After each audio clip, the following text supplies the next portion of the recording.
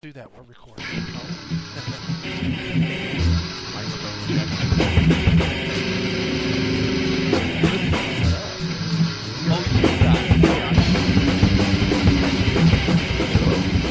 I want you to get up now. I want all of you to get up out of your chairs. I want you to get up right now and go to the window, open it, and stick your head out and yell, "I'm as mad as hell, and I'm not going to take this anymore!" Good evening, everybody. Welcome to Smith Radio. Your host, Brian Smith, along with Carrie Smith, giving you all the details, the late-breaking news of all of last week. Get you set up, get you prepared for the week to come. Right now it is... I was going to say, man, I'm looking at the date. It's April 19th, Sunday evening on the East Coast at 5 o'clock. And we've got a lot of things on the stack of stuff. we always have a lot of stuff. Oh, We need to just go every day. Why we go once a week? We need to go every day. Every hour. Because because the stack of stuff is just too much. The last week, which was one of our greatest shows ever, mind I say, we just flat out ran out of time. I mean, Yeah. we left things on the table. Well, it was a short show, and we did We had a lightning round. yeah, and we did entertain a caller that had called me up and said, "Hey, will you guys talk more about yourself?" Yeah, that's right. And I don't. And we obliged. Yeah, we definitely did, but I'm just not that. I mean, that kind of person. Like this. I forgot about this too. You can catch us on Facebook.com/Smith Radio. You can also catch us on YouTube at YouTube.com/Smith Radio. We're also on iHeartRadio, and that's Smith Radio on iHeart, and iTunes as well. Yeah, this show itself goes up within minutes of the completion of the broadcast onto YouTube as audio files. Are they still being split up into chunks, or originally they were putting the whole 3-hour show up in one file, and then they were breaking them up into chunks that were like 10 minutes long. Right. I haven't checked lately if they're still doing it in chunks or if they went back to the one thing. I actually kind of like the chunks because you could just grab whatever and start listening to a portion of the show. Because sometimes the best parts of our show might be 2 hours in or something like that. And you don't want to miss that kind of stuff. Right. And I liked them breaking it up into chunks because it was in 15-minute segments, but they are... I don't think they're no longer doing that. Oh, okay. Right. So they're normal length segments. Well, so as that goes, you can also stay tuned to us throughout the entire week, 24/7, by liking us and friending us on Facebook. Don't forget the iHeartRadio. Oh yeah, you can go back and listen to all the last year's shows. We're up to... I got to count it, but I think we're up to episode 60 or something. Are we? So we're over a year? No, we've got a couple extra shows that came in that we did more than one a week, a couple different times. That's right. Yeah. There were a couple of, we did one where we got cut off right in the middle. And we had to we had to start over, but that when we got cut off, the file did remain. But then we had to finish the show with a separate file. I don't know. It's just a little technical difficulties, I guess, when you start up a new show. There's going to be some growing pains. Right, and I'm not the engineer. You are behind the glass, so... Yeah, they need to work on it. But it's our money. They're only 12, though. Right. The money situation for the engineers had to be... Well, they're getting a whole quarter for every episode. For those of you Dennis the Menace fans. Right. You got to be old to get that reference. Yeah, you got to be It's real not a quarter. It's a whole quarter. quarter. You know, Mr. Producer, you do not have that sound bite queued up. Not locked and loaded currently. Wow. Yeah. However, I do have this one locked and loaded currently. I'm not going to be channeling my husband. She might be channeling him, but... Who does that sound like? Well, that was Hilary, Of course. Right? Yeah. Did you know that she was... there it is. There's the full soundbite. apparently she was this week at a foreign university somewhere over in another country where they didn't speak English, and she was in front of a college, the students, and they were asking her questions, obviously about different foreign policies and things like that. And she was there as Secretary of State, if you will, or former Secretary of State, and a male student stood up to ask Clinton about her the opinion of Chinese financial contracts. And here's how that came off. And the reason why I'm bringing this up is because I'm really going to put a nail in the coffin of Hillary's prospects of presidency. Like as if they were, I mean, let's be honest here. I was showing Carrie the symbols, her the campaign logo, the hospital symbol. Yes. I just saw it a couple of minutes ago for the first time. However, I've had it described to me through radio of what it looks like, and somebody said it looks like a hospital sign. It is the letter H in the two long legs of the letter H, the capital H, are painted red. No, blue.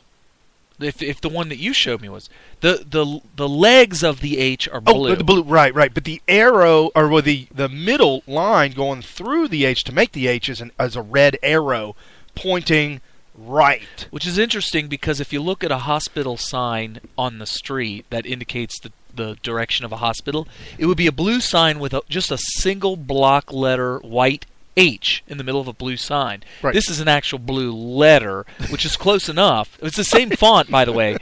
And the arrow is reminiscent of like an emergency sign at the emergency entrance of a hospital. Right. It's like a red arrow, like if you see the red emergency sign at a hospital. So the whole thing just looks like something. I showed this symbol to a buddy of mine at work who's not politically astute. He hates politics. He doesn't want anything to do with it. I mean, he's definitely a conservative and a gun-toting, Bible-thumping kind of guy, which I really want him to focus in on politics and what it's all about. However, I showed this to him, and immediately he said, "Oh, that's a hospital symbol." Right. And if he's not politically savvy, he wasn't doing that to make fun of her. I was doing it to make fun of her. It's a symbol. It says hospital this way. That's what it looks like. Hospital this way to the right. Or maybe there's a hospital over here, but if you want the emergency entrance, that's where it is, to the right. So she came out with this on like Monday-ish. She gave her talk on Sunday, said she's going to run. And she came out with this on Monday, and all of a sudden it was a firestorm of everybody cracking on her and putting a smack down, just going hysterical with it. And the arrow, they got one symbol with her symbol next to Obama's symbol, and the arrow pointing at Obama, and it says, "I'm with stupid." Yeah. I thought that was kind of funny. Very clever, because you've seen those T-shirts before. Right. So guess what articles started to come out Wednesday? All the presidential hopefuls, all of them, have symbol problems. What? Who says this? All of them. All the GOP symbol problems. Everyone has to go back to the board. I mean, that's the article that was coming out. This was a handful of articles coming out. I'm like, so basically, don't tell me you're trying to hide. The Hillary. word came down from on high, down to the Democratic arm of the propaganda arm of the Democratic Party, which is the media, right? To start to attack the GOP and their symbols, right. kind of take the heat off of Hillary's symbol. Yeah. They have symbol problems. Everybody's got a symbol problem. Now, I looked up Rand Paul's. I looked up Marco Rubio's. I looked up there's a whole collage of them, if you will. Just Google it on the Google. And, I mean, they were all okay. They were all right. I mean, it is what it is. One of them has a little, like, I don't know if it's Rubio or Rand Paul, but one of them has it must be Rubio. The letter I is kind of like a Statue of Liberty flame the dot for the eye. Okay. It's colored in red, and they were making fun of that. I'm like, really? That reminds me of Kane. Herman Cain. Yeah. He had his was just Herman Cain in a particular font. I can't remember. I don't know what font it was, but it was a certain type of font, probably similar to what McCain had. Right. It was Herman Cain, and all he had right in the middle of it was a little stylized torch in the middle for the eye. Or no, it was just in between. In between his name. It was name. like Herman and Cain, and there was like the stylized torch. No, and I see absolutely nothing wrong with. Oh, here it is. It's Ted Cruz. Oh well, Rand Paul's got a little flame above. Oh, that does look like the statue. In fact, I guarantee you that's an exact silhouette of the Statue of Liberty. And then Cruz has a little American flag. I would call fire thing. It could be a teardrop. Shedding a tear for America. You got to shed a tear for America. So, I mean... Marco Rubio, though, went a little bit communist, though, didn't he? He's got that red star in the middle of his name. That is quintessential. Is that kind of like Hillary Clinton putting an arrow to the right? It's like a subliminal message where, okay, so Hillary... that he's bi. He'll go both ways. Sort of. I would say Hillary is trying to... I guess, get the attention of Democrats who lean to the right more. Right. Or at least they think they lean to the right. They're just idiots is what they are. Yeah. And say, oh, look, she's not a communist as bad as Obama is or was. So maybe we should go back the other direction. We'll stay with our party. We'll stay with the Democrat Party. But we're going to go further right than full-blown communism. So we'll go ahead and elect Clinton. I think that might be where she was going with that. Maybe. You know, you certainly wouldn't want to put an arrow to the left. That would be like saying, hey, we had Barack Obama. Now it's time to go left. How much further left could there you? Is there is no further left. No, it's a plateau that's 1,000 feet high. And if he is standing with 1 foot on the plateau, his right foot, his left foot is off the plateau. He's balancing. Right. So if he goes any further to the left, you're off the cliff. Yeah, completely false. Right. So you couldn't go further left. Now, so Rubio has the star. I'm thinking he took what Hillary did and said, let's appeal to the communists and say, look, I'm a right-wing conservative. However, I'm going to sport the star for you. Wow. So come on over to my side. Oh, wow. That's amazing. I have no idea. Woo, I just threw that out there. So Hillary at the university. This is Hillary. Which university? In another country. Oh, yeah. This Really? is Hillary unplugged, and when you ask her the wrong question. Uh-oh. See, I don't know. I don't know what it is, because you know how they answer the question that they wish they'd have been asked? Yeah.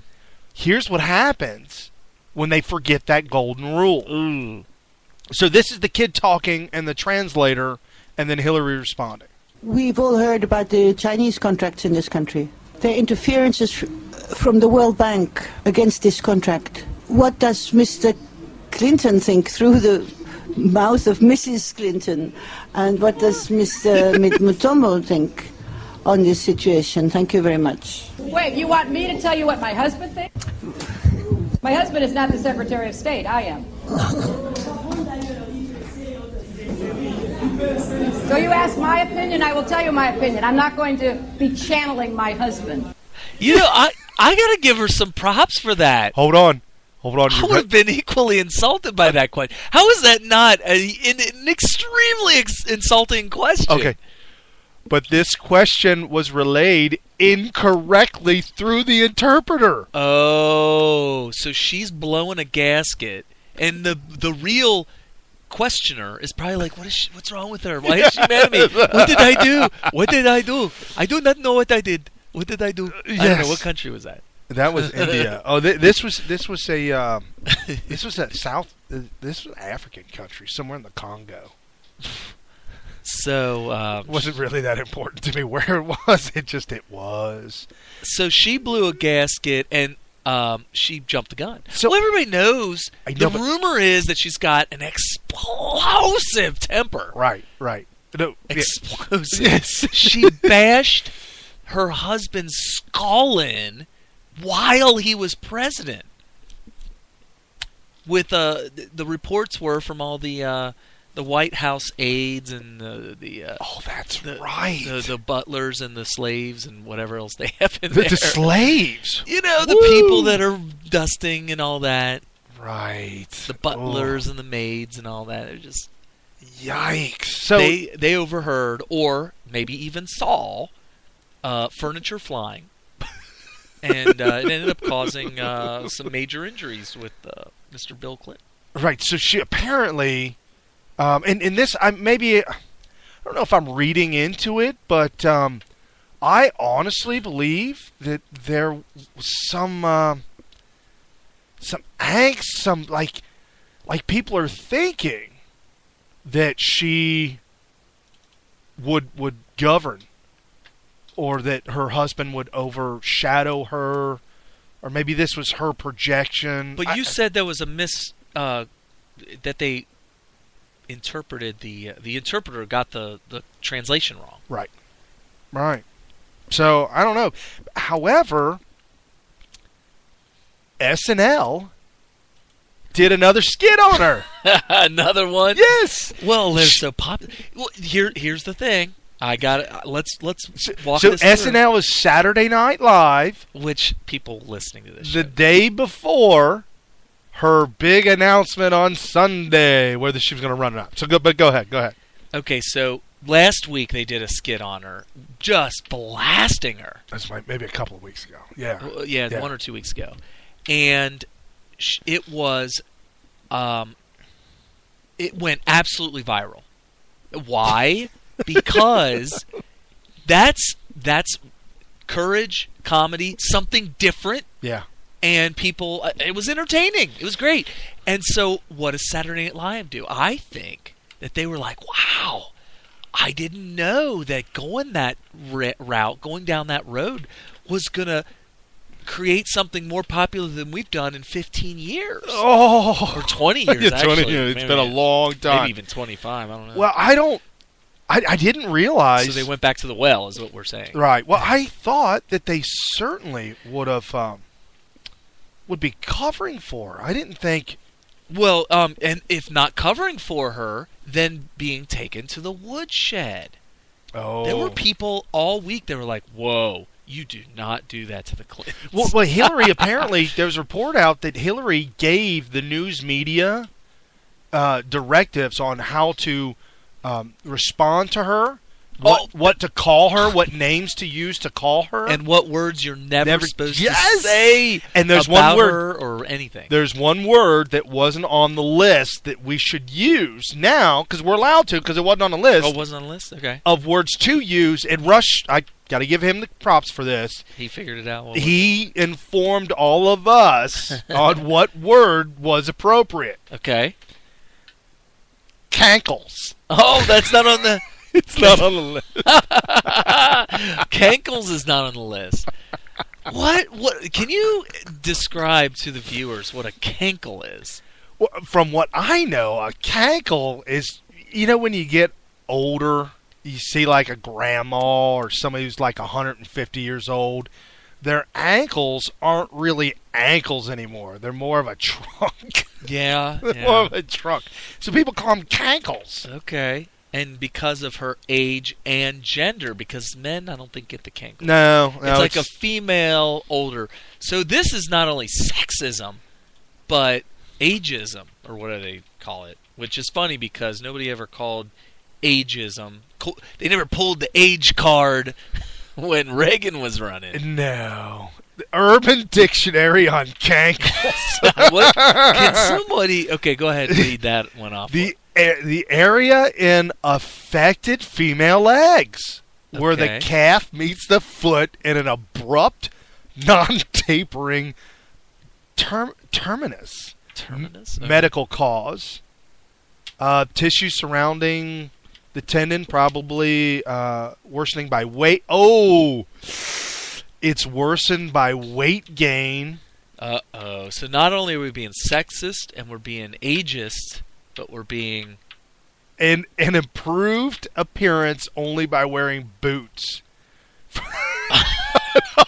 Like combat boots. that are cowgirl. Well, she boots. needs combat boots because every time she lands, she takes on sniper fire. Apparently, reports have shown. Snipper fire. Yeah. Who says snipper? That's a Rush does that. Snipper. So from the English, calf, meaning wide portion of the lower leg. Oh, we're not talking about a cow. Like a baby cow. Right. A calf. Your own personal calf. Does she own a your calf? I didn't know she owned She ate one time. Oh, wow. A calf? Would that be veal? Yes. Veal, The okay. entire veal. The entire thing. Like, this is the veal. Right. Okay. They brought it out on a plate. She devoured On a it. cart. They brought it out on a cart. It was from that scene from Ace Ventura when Nature Calls. The first the first one where Jim Carrey is trying to hide and follow the guy and he's eating the elephant that's lying dead, or a rhino lying dead. He's eating it with the other lions, acting like a lion. Yeah. And he looks at him and says, "Boys, don't let any of this go to waste." And There you go. so anyways, the English calf, meaning wide portion of the lower leg, and ankle, meaning the slender joint of the leg with the foot. And they give a sentence. If I didn't have cankles, I might be able to wear those Prada loafers with my capri pants.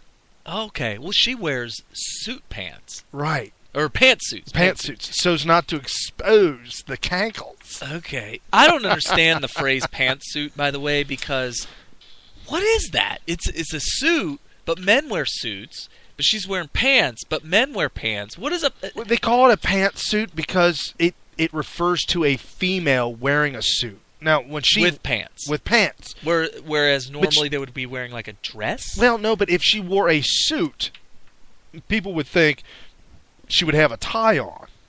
Okay. But She doesn't have a tie. Because when you wear a suit, you wear a shirt and tie. Shouldn't it be a tieless suit, not a pantsuit? Because if I'm a guy wearing suits with a suit pants, shouldn't I be in pantsuits? No, I think I know what you mean. That normally when a woman is in... I shouldn't say normally, or else all the feminazis out there are going to get on me. But they have pantsuits and skirt suits. Oh, gotcha. Skirt suits. I gotcha. That makes sense. Yeah, so that's probably Glad you cleared that up, because I'm like, pantsuits? Well, what? Why couldn't you just call it a suit? Because that would not distinguish between pants and skirt. Because when you say that person's wearing a suit, the image that you conjure up is a man wearing a suit and tie. So who if you say pantsuit, who wears the pants in her family? She does. Clearly. Well, who wears the skirt? Well, Apparently now that you say Monica that, Lewinsky does. Oh wait, what? Before we get to the SNL clip, oh yeah, we've got breaking news on Hilary. So we're gonna use breaking news to go off on a further tangent. This is a double tangent. Oh my goodness! I could come back to the lesbian story if you want. Whoa. Okay. I know this is a kid-friendly show, but we need to know breaking news. Apparently, there is a newfound discovery on why Hilary deleted all the emails. Right, and cleared her server out. Okay. Oh, can't wait to hear this. As the investigation into Benghazi continues and Hillary Clinton's presidential campaign gathers steam, new allegations surfaced regarding exactly what she was trying to hide by wiping her personal email server clean. I thought that too. I'm like, what is she hiding? I know what she's hiding. Well, citing an anonymous source, close to Hillary, the National Enquirer released an exclusive report this week claiming her primary motivation for deleting all those emails was to hide the names and other intimate details about her numerous lesbian lovers. Oh, come on. Though speculation of extramarital affairs, same-sex affairs has swirled around Clinton for years, primarily with former staffer Uma Abedin. That's Wiener's wife. Huma. This recent report stated that she was involved with many other women, Clinton was reportedly not concerned about the rumors questioning her sexuality. But according to the source, Clinton's real concern is the names of some of her lovers would be made public. The Inquirer stated a few of them included the daughter of a top government official, a model, and a movie star. The source alleged the primary reason Clinton deleted the emails was to conceal this information. Another reason is that she may have mistakenly sent an email that contained government information to one of her lovers instead of its intended recipient. Clinton has stated previously that no confidential government information was leaked. However, the source wonders. The source wonders.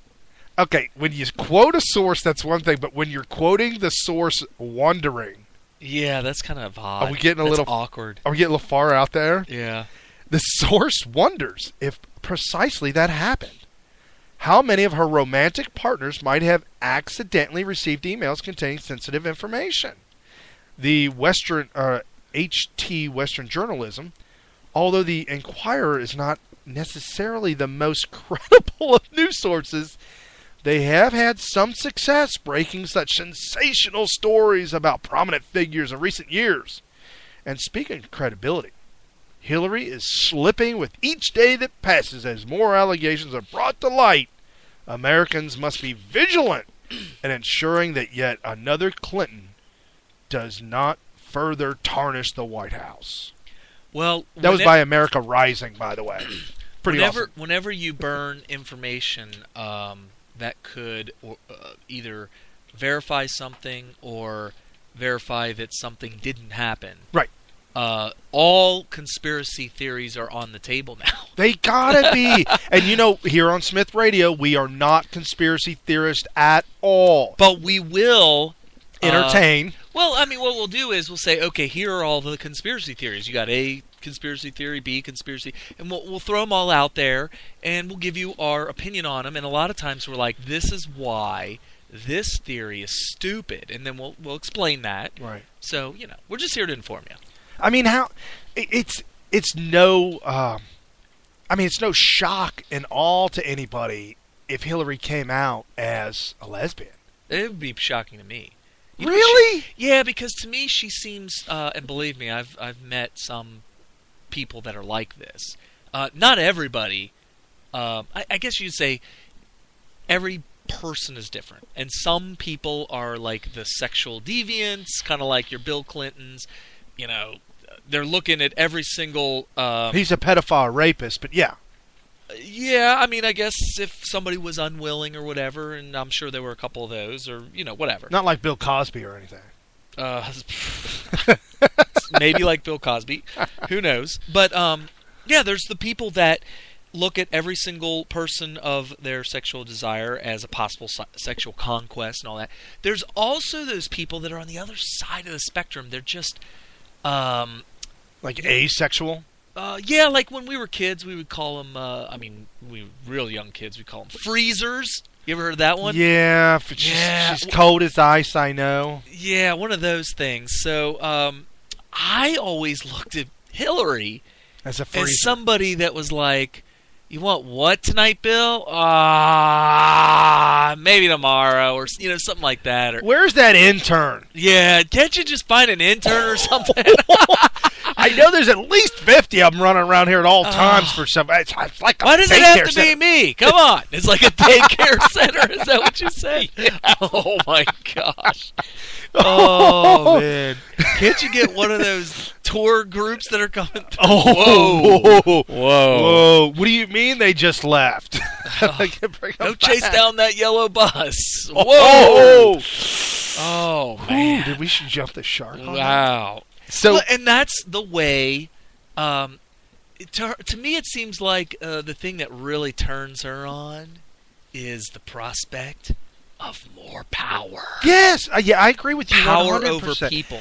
When I was reading this article and I was getting into it, I only did this because I'm the one on the show that does a little more sensationalism, if you will. You are? Yeah, I kind of throw some of the things out there that really may not, I mean, they're news, but they might not be, but it's more eye candy, if you will. Okay. Or ear candy. Okay. This is radio. Versus you seem to be, like, you would have looked at this story, I think, and said, wrong answer, I'm moving on. This is ridiculous. I'm not ruling it out. Okay. But that is for sure. I'm not ruling it out. But, so that's why I'm entertaining it. Okay, let me put it to you this way. I have not heard anything contrary. Okay. Which pretty much verifies everything that Brian said. And my hard drive is now burning. Oh, your drive is smoking, and all the information has been removed it's turned into carbon, heat, and light. So it is no longer of use. You know, Hilary, her drive would seem more soft than hard. You're referring to cankles? Yeah, she has a soft drive. I've never heard of a soft drive before. Wow. So you want to get into this SNL clip? Oh, yeah. Did we get off on a tangent? Yes, we did. So the clip is it's a little long, obviously, because it's SNL. It's a couple of minutes, but the whole skit? We going whole skit? I think we should. I was debating whether we should or not. We did on the last one, and it was hysterical. We'll go through it, and if we start laughing too much, I'll pause it so we can talk a little bit.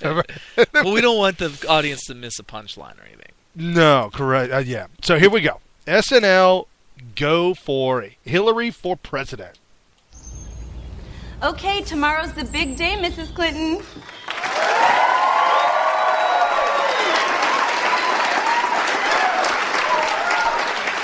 You're finally going to announce that you're running for president. Oh my gosh, I don't know if I have it in me. I'm scared. I'm kidding. Let's do this.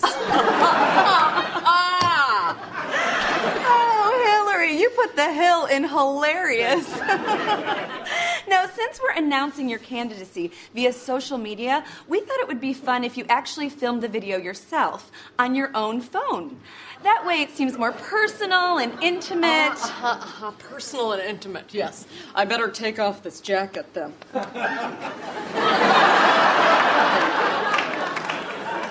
That's much better. Now, want to do some vocal warm-ups and then we'll get started? Ooh, okay, I'd love to. Hilary's a granny with a twinkle in her eye. Hilary's a granny and she makes an apple pie. First female president, me, me, me, me, me, me, me. Hey, great, Mrs. Clinton. Okay, now hold up your phone and you can just look natural, okay? And maybe you want to soften a little. Okay, a little more. Okay, maybe a lot more. Great. Great. Okay, and action. Citizens, you will elect me. I will be your leader. Okay, great. Let's stop there. No? Okay.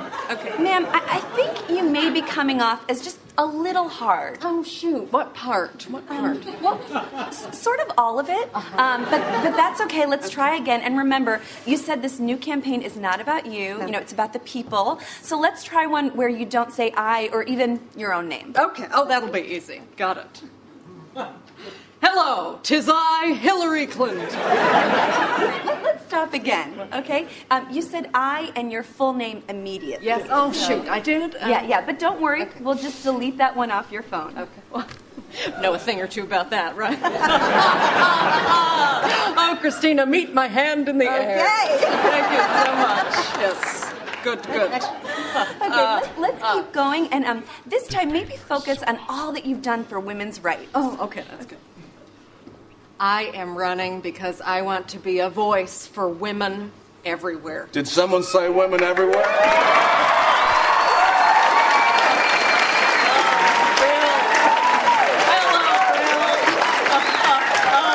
Hillary would make a great president. Thank you.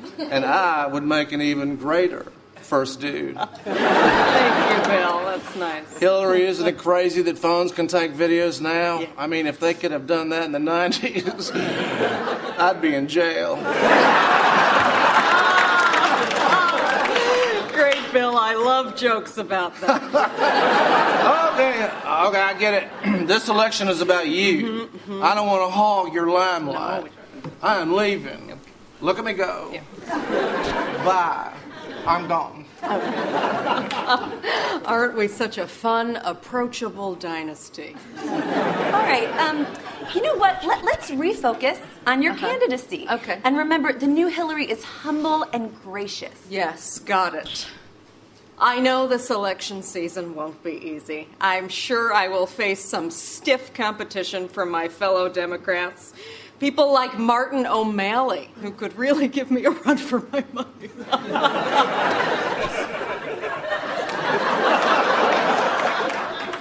I'm sorry I broke. It's too funny. Martin O'Malley instead of me. He sounds like a Simpsons character. Okay, let me keep going. At the end of the day, America, you deserve a leader who cares about you. And that is why I would make a great president. And surprise, I will be her VP. And if anything happens to her, God forbid, I will happily be president of the United States again. It'll be Bill Clinton too, bigger and blacker. Oh, Bill. Bill. All right, okay. He's joking, America. My vice president, of course, will be me. Okay, ma'am, once again, you can't be your own vice president. We will see about that. Well, let's just jump to the end of the speech, okay? In closing, I am so excited for the next chapter in American history. And I promise that with Hillary Clinton in charge, it will be a brand new White House. Oh, who am I kidding? Buckle up, America, because the Clintons are back. And live from New York, it's Saturday night. Oh, boy.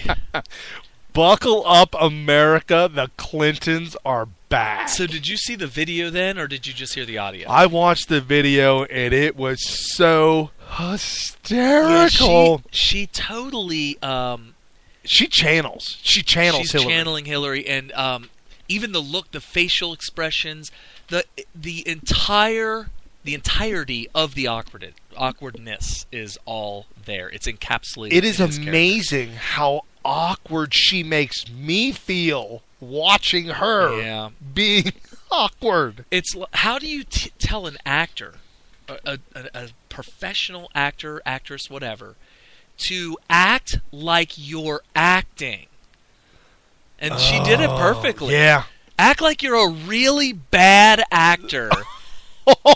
And just nail that. Nail being an awful actor, and she did. Yeah. And that's the point. Hillary Clinton is trying to create this fiction, and she's just really bad at it. Right. And that's who this character, or who the actress is portraying. Somebody who's really bad at this. And the phone that they were using in the skit was an old, tarnished, beat-up BlackBerry. Oh, it was a BlackBerry? Because it has to be beat up and tarnished, because I don't think they make those anymore. Well, they couldn't have found a new one. No, it was the one. It was the one with the ball on it. Oh boy! Dude, somebody pulled that out of their kitchen drawer that the kids junk drawer. the junk drawer. Junk drawer. Yeah.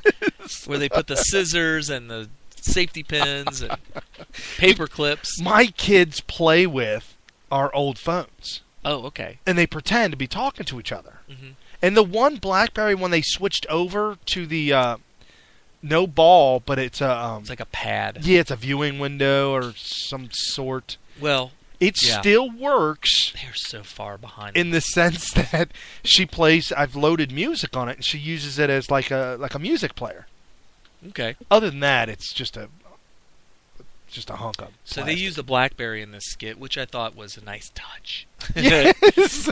I know a thing or two about erasing. Yeah, and the other woman in the skit was desperately trying to gingerly explain to Clinton that she needs to do things a little differently. Yeah, that was her assistant, and she seemed to be on the ball, and she seemed to be drinking the juice. Yet at the same time, she was trying to sway without causing, you know... yeah, you don't want to cause the fuse to break. Right. You don't want to bust the fuse. Oh, speaking about busting the fuse, did you hear about Hilary and Uma? No. They were caught this week on security camera. Doing what? At a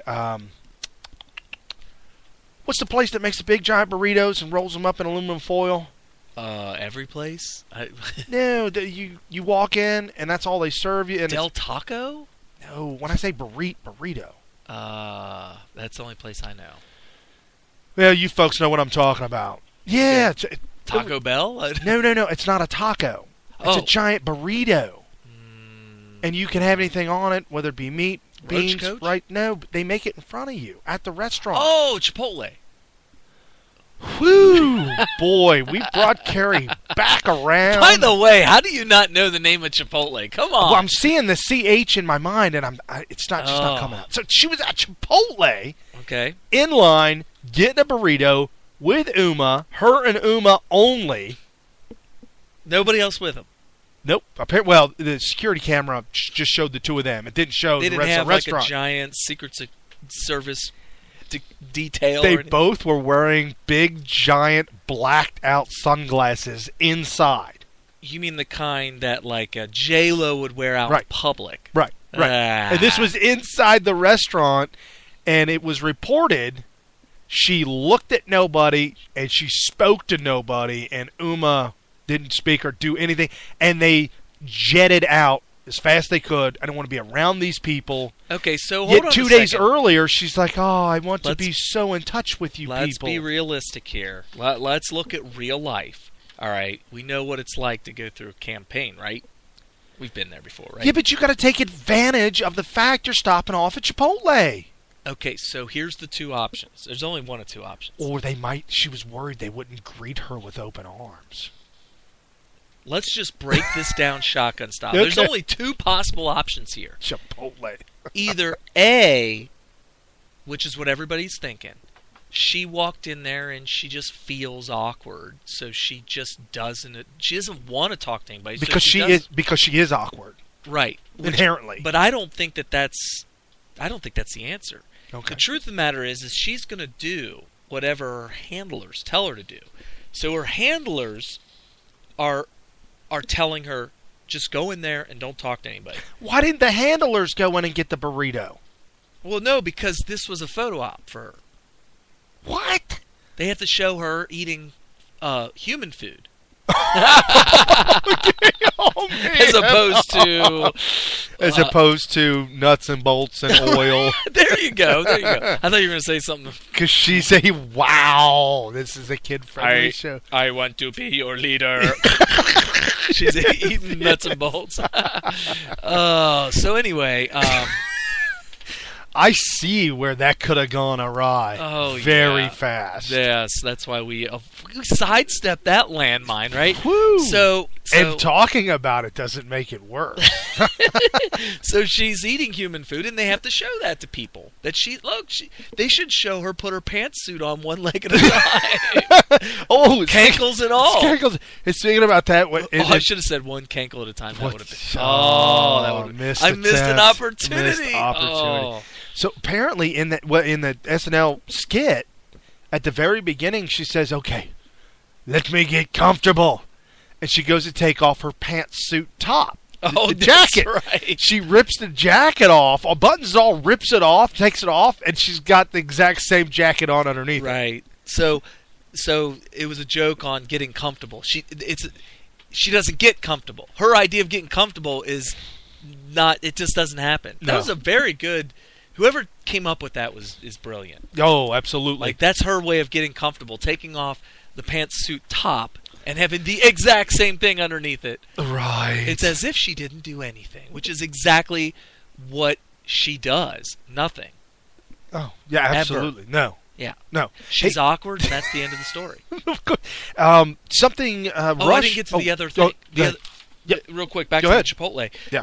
Her handlers could have said, "Hey, look, guys, Hillary's not in the room. It's just the handlers alone." Is it part of the skit we were going to do with the kids that are all young kids in the room? Right. The little kids can be in the room. and they all get together and they say, guys, man, she's awkward. we can't have her talking to anybody. Let's tell her, listen, there might be people approaching you, but you gotta ignore them and just don't even look at. Don't make eye contact. It's like Obama uncut, to where when he's off script or off teleprompter, when he's off teleprompter and he goes awry. Oh yeah, the handlers are like, whoa, whoa, whoa, whoa, whoa. The problem is that I'm president of the United States. I'm not the emperor. That's the problem. Is that he's that is a major problem. Major problem. I posted a matter of fact. I got this from your sister. Your sister showed me a picture.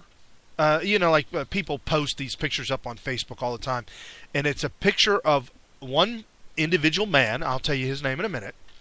With a picture of Hilary right next to him. So they're comparing and contrasting Hilary with this man. And the quote underneath Hilary's picture was, "We must stop thinking of the individual and start thinking about what is best for society." So we got to stop thinking about the individual and start thinking what's best for society. That was a quote, direct quote from Hilary. Okay. Is that kind of like when what's her name from MSNBC said that that we should give up our children to the bureaucrats because we all raise the children. We should all raise the children. Yeah, who was that? That it takes a village. The one woman with the lisp she's got a real bad. You know what I'm talking about? She wore tampons as earrings on her show. Oh, that's awful. To promote women's suffrage. Menstrual cycles? No, women's suffrage. To celebrate menstrual cycles. It was Melissa Harris Perry. Yeah, how do you put Thank you, Mr. Producer. Yeah. So she said we have to stop thinking about the individual and start thinking about what's best for society. Well, the picture right next to her, juxtaposition, said, society's needs come before the individual's needs. What is that always the case? I would say Guess who? Very rarely. Guess who that picture was of? What? Adolf Hitler. Oh, he said that. He said society's needs come before the individual's needs. And she said the exact same thing, but she said the individual needs to know society comes first. So, for those of you who have ever heard experts, historians say that the right, the person on the right who is the evil person is Hitler. He's right. He was the quintessential socialist. Oh, yeah. People don't understand the differences between the ideologies of America historically and Europe historically. I mean, Europe is so far left that when you have two parties running for office out there, you have your socialists, which is on the left, and then you have your communists, which are even further left. Right. That's what was running back then. Right. When Hitler was not the leader. He was trying to become leader. He was working his way up the political ladder, and that's what they had. Your choices in Germany back then were left and far left. Right. That was it. That was your choices. So it was socialist, and people look at that and say, well, the left of these two parties was communist. So the right of the two parties was Nazis. Has to be. That's why when you hear right-wing Nazis, you never hear left-wing Nazis, which are where the Nazis really come from. It's a complete fallacy. What people don't realize is from the right-left spectrum of ideologies, United States is way far right. Oh yeah. And that's good. That's a good thing. Yes, Don't let people brainwash you and lie to you as if there's something wrong about being on the right.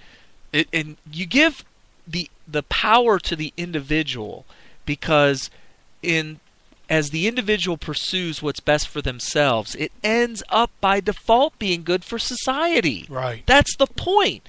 If everybody is just given their individual freedom and an equal opportunity to achieve the American dream, to pursue happiness, what you end up as long as there's a capitalist society free market capitalist society in place, you end up with a better society. And that is exactly why the United States has grown into the world superpower, because it was a free market capitalist system with individual freedom.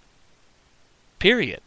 So, anyway. So, getting back to what you said about Hillary saying the same thing that Hitler did, that's a giant piece of evidence that supports our claim that Hitler was of the left. Yes, absolutely. And Hillary is not very far away. No, not far at all. She would love. It's the double talking, the lying, the skirting the issue, the no personal responsibility. What do you mean by skirting? Oh, by pantsuiting the issue. Oh, right. There you go. You got me looking. Yeah. So on the 5 at 5 on Fox. Okay, yeah. I never get to hear that anymore. Yeah, I know. I miss it a lot. Well, it's because Greg Gutfeld. He's just the greatest. He's awesome. Well, Dana Perino, who used to work with for George Bush. Oh, okay. And has a lot of insight with presidents and presidential campaigns and behind the scenes of the president, if you will, that a lot of people don't get to see. So she's got a lot of insight. But she brought up this topic this week. Apparently, this week, Hillary's campaign manager said that they will not, that the Hillary Foundation, the Clinton Foundation, will not suspend receiving donations from large foreign governments during her run for president. So she's receiving big, huge, giant chunks of money from foreign entities. Well, the Clinton Foundation is. Okay. And what does that money go to?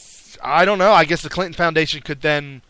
Does that serve as a money laundering scheme? I believe it is. Okay. I believe it is. So she, Dana Perino came out. I'll play her as she talks, and then she goes in and out of a couple clips of Hillary and kind of sews it all together, and we can kind of talk about it, but it's really good. Hillary Clinton is expected to run a $2 billion campaign in her second bid for the White House, but she says she's going to make it a focus of her campaign to get big money out of politics. We need to fix our dysfunctional political system and get unaccountable money out of it once and for all, even if that takes a constitutional amendment. She said it again today. We have to start breaking down the divisions that have paralyzed our politics, and we have to get rid of the unaccountable money that is flooding into our political system. Here's one of the reasons Americans might grow cynical. On Clinton's first day on the campaign trail, her campaign chairman, John Podesta, was caught on tape mingling with liberal donors from the Democracy Alliance in San Francisco, trying to raise the same kind of unaccountable money Clinton was talking about. And so was her ally, David Brock of Media Matters. The Political Action Committee America Rising got that footage. And I think it's no wonder, Eric, that people would see some hypocrisy here between somebody who is going to raise $2.5 billion and makes $300,000 a speech, funnels all sorts of unaccountable money through the Clinton Foundation to fund her lifestyle. $300,000 a Yes. speech? Yes. And she's broke? Well, broke? not anymore. She's Not left anymore. the White House. Okay, so if she did... She's did $300,000 a speech. And what about all the money that she for her book? Didn't she make hundreds of millions of dollars on a book she wrote? I don't know about hundreds of millions, but they gave her a big bonus up front. They gave her $10 million up front, something like that. Yeah, that was a huge... I mean, that's the kind of money that could send a company bankrupt. Well, as long as they sold hundreds of millions of copies of books. Well, the whole point is, anytime you enter into a business of any kind, a contract with people, you want to end up netting some sort of a profit. Right. And in this case, they took a huge loss. Oh, so you're saying nobody bought the book? Well, I would say that the... Did she buy the book? No.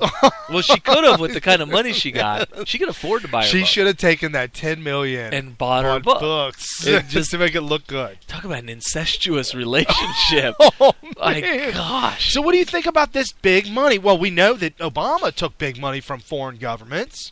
I wish I had really stopped and taken notes when I was listening to this week. The argument I heard this week was Clinton, with her attempt to take money out of politics the way she is, even though she's going to use this system before she tears it down to raise $2 billion for her own campaign, which sounds awfully hypocritical. $2 billion? I don't think it's going to happen. But I mean, they said 2.5, 2.5. No, that's what she wants because she wants to try to one-up her predecessor. I don't think Obama raised that much. Actually, if you add all the money spent by Obama and all the money spent by Romney combined, and put it all together, it would be less than what she's hoping to be able to spend. That's insane.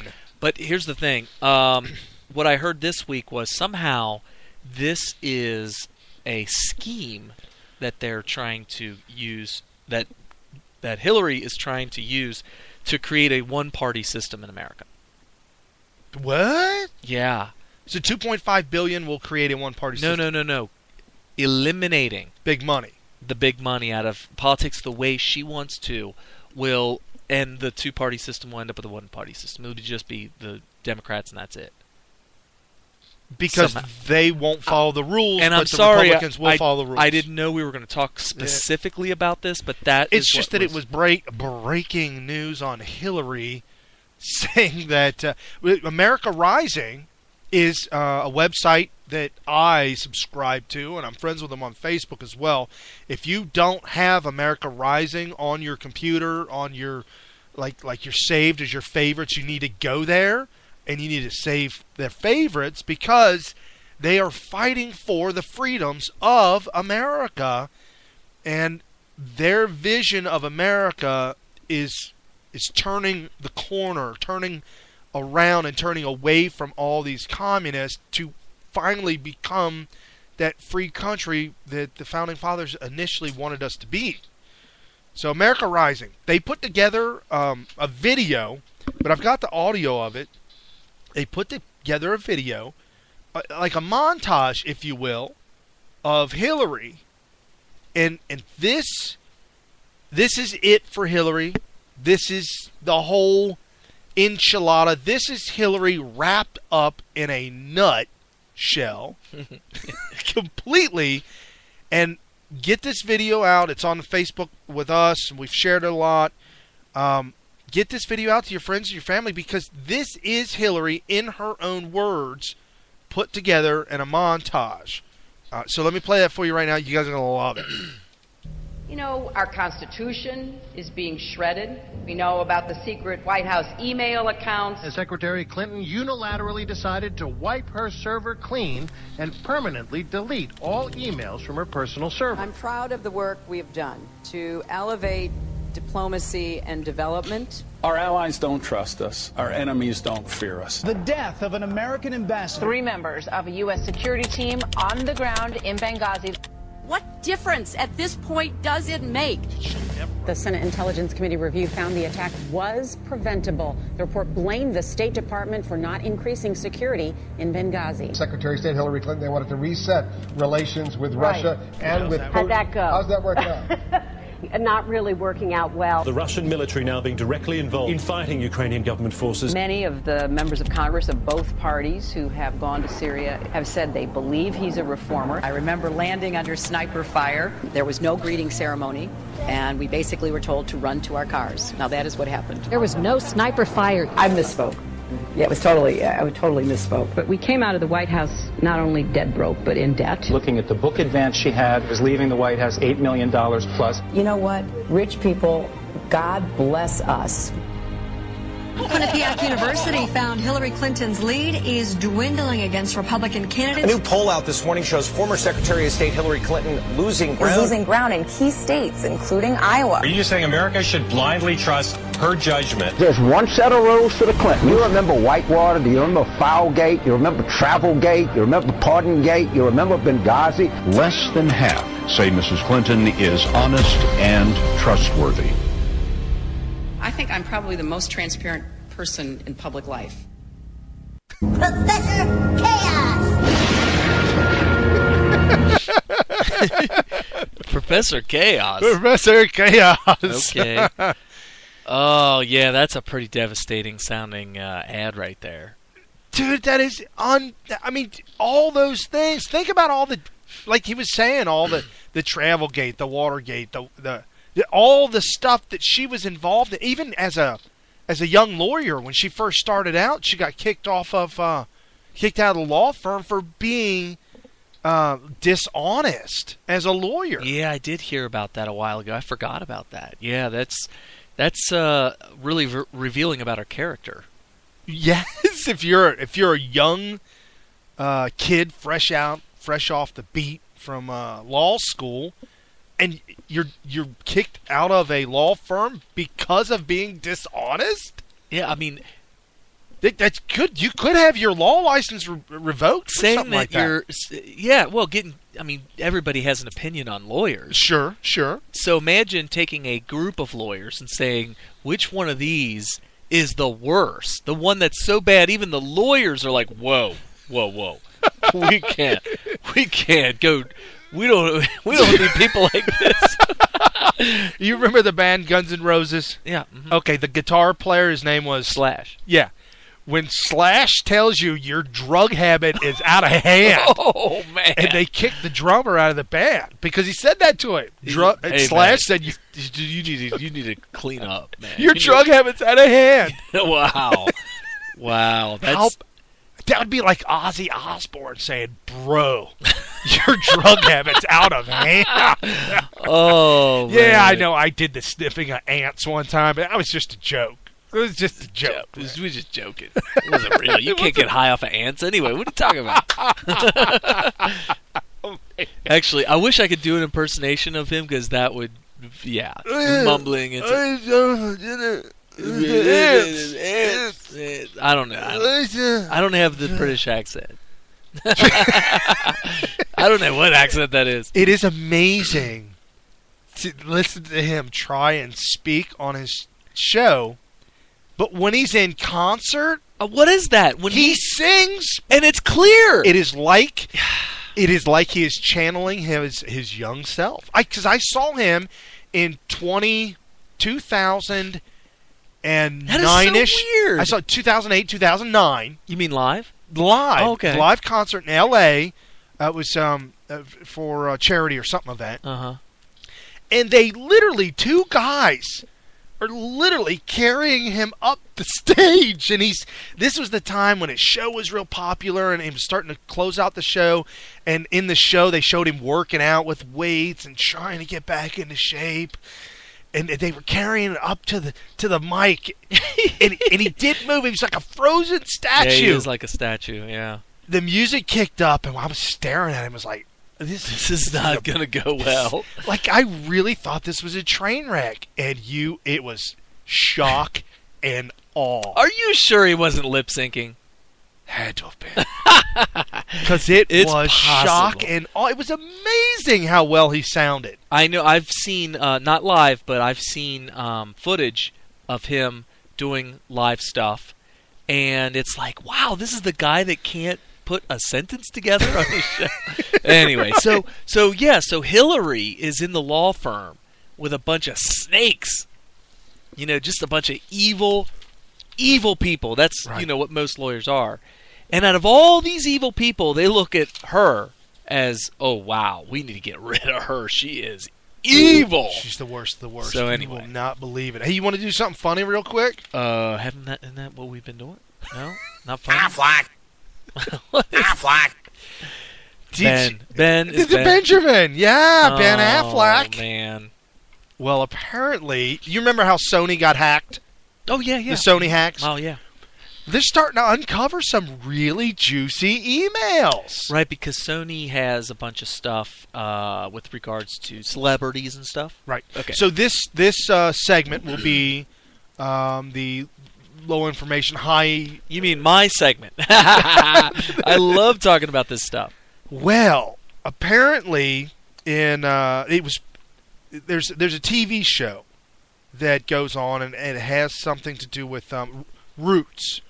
So where the show will go back and through famous people, through their roots, and just kind of show who they are, I guess, or something of that nature. I don't know. It's if Sony was developing this. But apparently it was discovered that they were doing a show on him, and it was discovered that one of his ancestors owned slaves. Okay. So to you and me, all right, so what, right? Well, yeah, that's what I was thinking. Why? Because we're not racist. Oh, okay, all right. And we don't subscribe to that thing. However, to Ben Affleck hide his slave-owning ancestry. It was published April 18th, so just a couple of days ago, from the New York Post. Ben Affleck insisted on censoring the fact that one of his ancestors owned slaves from the PBS show Find Your Roots. In the hacked Sony email from 2014, now available on WikiLeaks, the show's host, Henry, writes to Sony USA chief Michael, asking for advice. He says, Michael, one of our guests has asked us to edit out something about one of his ancestors, the fact that he owned slaves. Now, 4 or 5 of our guests this season descended from slave owners, including Ken Burns. We've never had anyone ever try to censor or edit what we found. He's a megastar. What do we do? So Sony, his advice was to take Affleck's family secret out of the show, as long as nobody would know about it. Nobody would find out. Sony chairman and CEO writes, on the doc, the big question is who knows that the material is in the doc and it's being taken out. I'd take it out if no one knows. But if it gets out that you're editing the material based on this kind of sensitivity, it gets a little tricky. Does it now? Then he wrote back, he said, I need your advice. He goes on to admit that his PR agency, the same as they both share the same PR agency, and everyone out there has been involved trying to resolve this. My agent, CAA, knows, the PBS show knows. To do this would be a violation of PBS rules. Actually, even for Batman. So apparently he was on the set filming Batman, and they're worried that he may harm his career filming Batman. Well, gosh, you know what to say about this.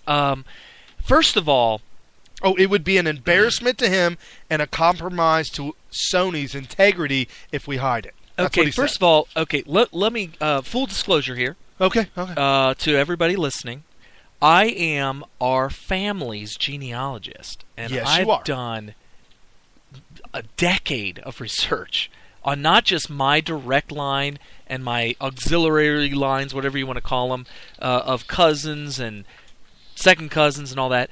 I've actually done branches of... You've done the Smith... Well, for me, because I'm your cousin, you've done our Smith line. I've done the Smith line, but then also my maternal line. The Smith would be the paternal line.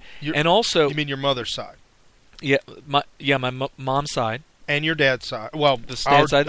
Our dad's side. And then I've gone down a couple side roads, too. Like, where does this go? And where does this go? You know, and basically the reason I do that is because if I can find, let's say I find a great-great-grandfather, and I run into a roadblock and I don't know anything else about him.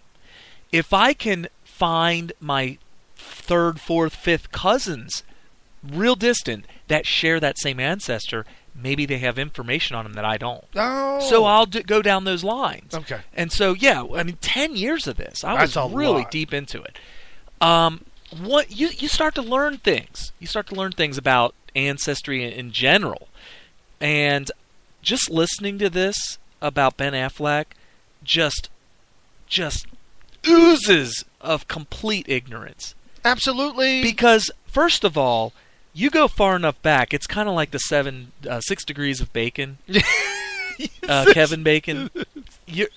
Eventually, almost everybody shares. Did you know that we are all descendant of Kevin Bacon?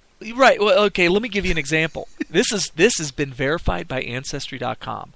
that George Bush and Vladimir Dracul, the original Dracula in the 14th century, 1400s. Yeah, the Transylvanian whatever. Vlad the Impaler. Vlad the Impaler.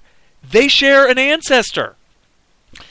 You know, that's awesome that they brought that to light. You know they got to bring something like that to light. But it's not just that. Like, Theodore Roosevelt and Bush has, like, a common ancestor. And there's royalty in, well, of course, anytime you're connected to royalty, you're connected to all of it. Right. Because they're all connected somewhere. If you can find any connection whatsoever to royalty, almost certainly, because they interbred. You know, if you had a princess, you would go to some other country and they would find a prince, and then they would marry him. And that's where the whole term royal blood comes from. Yeah, Keep it in the family. Right. So what happens is all royalty somewhere connected. But anyway, now getting to that, if you're connected to anybody south of the Mason-Dixon line. or your ancestors came to America prior to, gosh, that's almost a civil war. Yeah. Or if it goes back to the 1700s, before your immigrants came over here, chances are you might have had an ancestor that owned slaves. All right? Yeah, it's possible. So get your head out of your butt. I mean, come on. Why so scared about this? It's just like it would be like a black person in America wanting to censor that they have ancestors that were slaves. I mean, and the fact is that a lot of slave owners were black. Okay, so there was a lot. No, what I'm saying, there was a lot. No, I'm saying it's as dumb. It is as dumb as saying that a black person would want to hide the fact that they have slave ancestors. Right. I mean, no. If you're black and you live in America and your ancestors came here prior to 1860, chances are you descend from a slave. Very good. Very good. Unbelievable. Right. Well, same thing. If you're white and your immigrant ancestors came here before 1860 and are from the South, I'd probably say even sooner. But yeah. Oh, it would be sooner unless you have connections to the South. Right. If you have any connections to the South and it's prior to 1860, there's a good chance that either A, your direct ancestors owned slaves, or a relative of your direct ancestor, like a brother or whatever, like an uncle. Or if you go back to the 1700s, almost certainly, I mean, even, what was it, Thomas Jefferson is said to own slaves, and George Washington, back then it was like, that's just the way America was, thanks to the way the British set it up. Right. The British and the Portuguese. Portugal. Well, all of them. Yeah. Portugal started it, and then all the other countries with colonies in the Americas to compete with them, they had to do the same. Well, they in their mind they had to do the same thing. They felt like if they didn't do what Portugal was doing, that they were going to end up losing. So Portugal would just take the whole thing over. So you want to hear my take on this? Sure, let's hear it. He utterly failed. Epic fail to make a huge. He could have used this to his advantage as a huge PR. So what should he have said? Or you're his PR guy. What do you tell him to say? Ben, this is perfect. This is great. We come out and we say, yes, this is the atrocities that happened in the past. And look at me now. I'm against these things. Even in my own family. And what's the key phrase that everybody should say? My, how times have changed. There you go. That's all you got to say. There you go. It's just like my stupid teachers that teach my daughter. Instead of just cracking open the Common Core book and reading it and just leaving it as is, you've got to combat the racism that Common Core is instilling into our children by saying, you must say this when you're done with all these racist Common Core stories in the reading books. You must say, my, how times have changed. Because if you don't say that, you are teaching our children to be racist. Oh, yeah, absolutely. One way or another. You can call it reverse racism. You can call it regular racism. Whatever it is, you're teaching whites to be guilty, and you're teaching blacks to be resentful. Period. unless you say, how times have changed, and for the better, and don't we live in a great country now that we don't have this kind of stuff going on? Instead of trying, what is he hiding this stuff for? It would have been perfect. You know what it is? The opportunity that he had would have been perfect. It's liberals who do the typical revisionist history. He's literally revising history. He's rewriting it. Because that's what that's all they know to do. It's their MO. They don't understand that sometimes being honest really pays off. Well, not only that, but if you know the real history, you can learn from its mistakes and be a smarter person for it. Yep. Instead, he's like, oh, that didn't happen. That didn't happen. Hide it. Only those evil people have ancestors that owned slaves. What the hell is that? What is he trying to say? So for this one, that's about it. Moron. And I've always said this, do not let him trick you. He is a master. He is very good at his craft. He's a very good actor. And one thing he plays better than anything else, he loves to play Good Will Hunting. He was not Will Hunting in the movie. He was his dumb friend. Right. But he's jealous. He wanted to be Will Hunting. Oh. It's true. It's true. Whenever you see him and he's doing an interview, he's not being Ben Affleck. He's being Will Hunting. And he is doing the I am smarter than all of you. If you remember the movie, every time somebody, any kind of social situation, he won because he was smarter than all the rest of them. But the thing is Will Hunting didn't exist. And but Ben Affleck, whenever he sits back and with all the confidence in the world, he says, "This is why I'm a genius. Yeah, I'm the genius. Well, I'm gonna explain to you why I am. This is how these people roll. Did you hear? But he does it well. Did you hear Michelle Obama? My Belle Michelle Obama is extremely upset. Again. She's upset that she's not getting paid. What? As a first lady. Oh my goodness. This week Obama came out and gave a speech, gave a talk in front of a bunch of women about women and equality and women's rights and being pregnant and having to go to the bathroom too much and getting fired for it, and his wife, she's not getting paid, and she should get paid. You want to hear the sound clip? Oh, yeah. I was listening to it, I thought. Wasn't that her? So when a baby arrives or an aging parent gets sick, too often workers have to make gut-wrenching choices about whether they can afford to be there when their families need them most. Too many women face unnecessary difficulties on the job, like the difficulty of being paid less than a man for doing the same work. And ask for more money. That's a difficulty. There you go.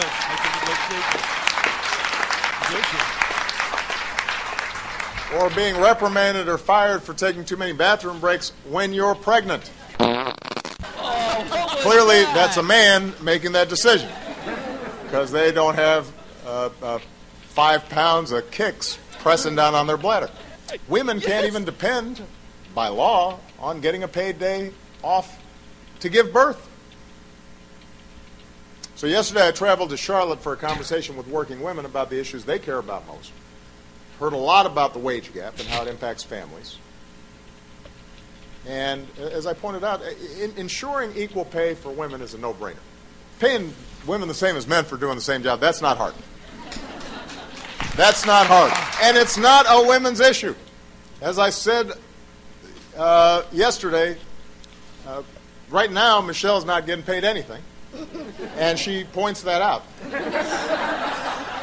But before we got to the White House, when she was working, I wanted her to get paid the same as a man did. Because if she was getting paid, that money accrued to our account. Just as her expenses accrued to our account. Okay, let's just clear up the muddied waters here. He likes to muddy the water. He's taking. Well, I'm shocked. I'm shocked that this is even being brought up. Like, why is he bringing this up? Well, I'm shocked. Why? It's really again simple. and again. The easy, simple answer is he wants to get people to go along with him, instilling more rules and regulations and laws that govern everybody because he gets to be in charge of that. He gets to be the ruler of everybody. It's his job to continue to perpetuate the lies and the lies and the lies. Well, no, he just wants to expand his power by creating more laws to micromanage every individual person that he can be in charge of. Right. And that's and it's not just him. It's all Democrats / progressives / communists. It's all about micromanaging. My favorite quote, I don't know where it came from originally, but I heard it from Hannity. He said, in a communist society, which, make no bones about it, we are going headlong into that. Yeah. It goes from socialist to communist, and it doesn't stop. It doesn't just hover in there. It goes right to communism. But in a communist society, everything that's not banned is mandatory. Oh. Think about that. Oh, you're right. Anything that's not banned is mandatory. Oh, wow. That's why the Constitution does not allow the government to mandate the citizens buy a product or service by law. Well, that's just taking all your freedom away from you. Well, except for Obamacare. Yeah, and if it's not banned, if it's not banned, it's mandatory. So that's where they're going with it. But let's clear up the waters. He muddied it. Let's throw a filter in that thing and clean it up. Clean it up. First of all, the government is not and should not ever be in charge of telling any two individuals, whether it's two people or a person and their boss or a person in a company, how much they should be paid in any way, shape, or form. That's why I'm opposed to any minimum wage whatsoever, period. So when you go and apply for a job, if it's not for enough, then you go look for a different job. Or you can ask them for more. And maybe they're saying, we'll pay you $30,000 a year. Maybe you go in there and say, look, I'm totally qualified for this job. I'll do a better job than you think I will, so I want $40,000. And maybe they'll say, well, we were only going to want to pay $30,000. You want $40,000. Maybe they say, we'll give you $35,000. And then you say, all right, I'll take $35,000.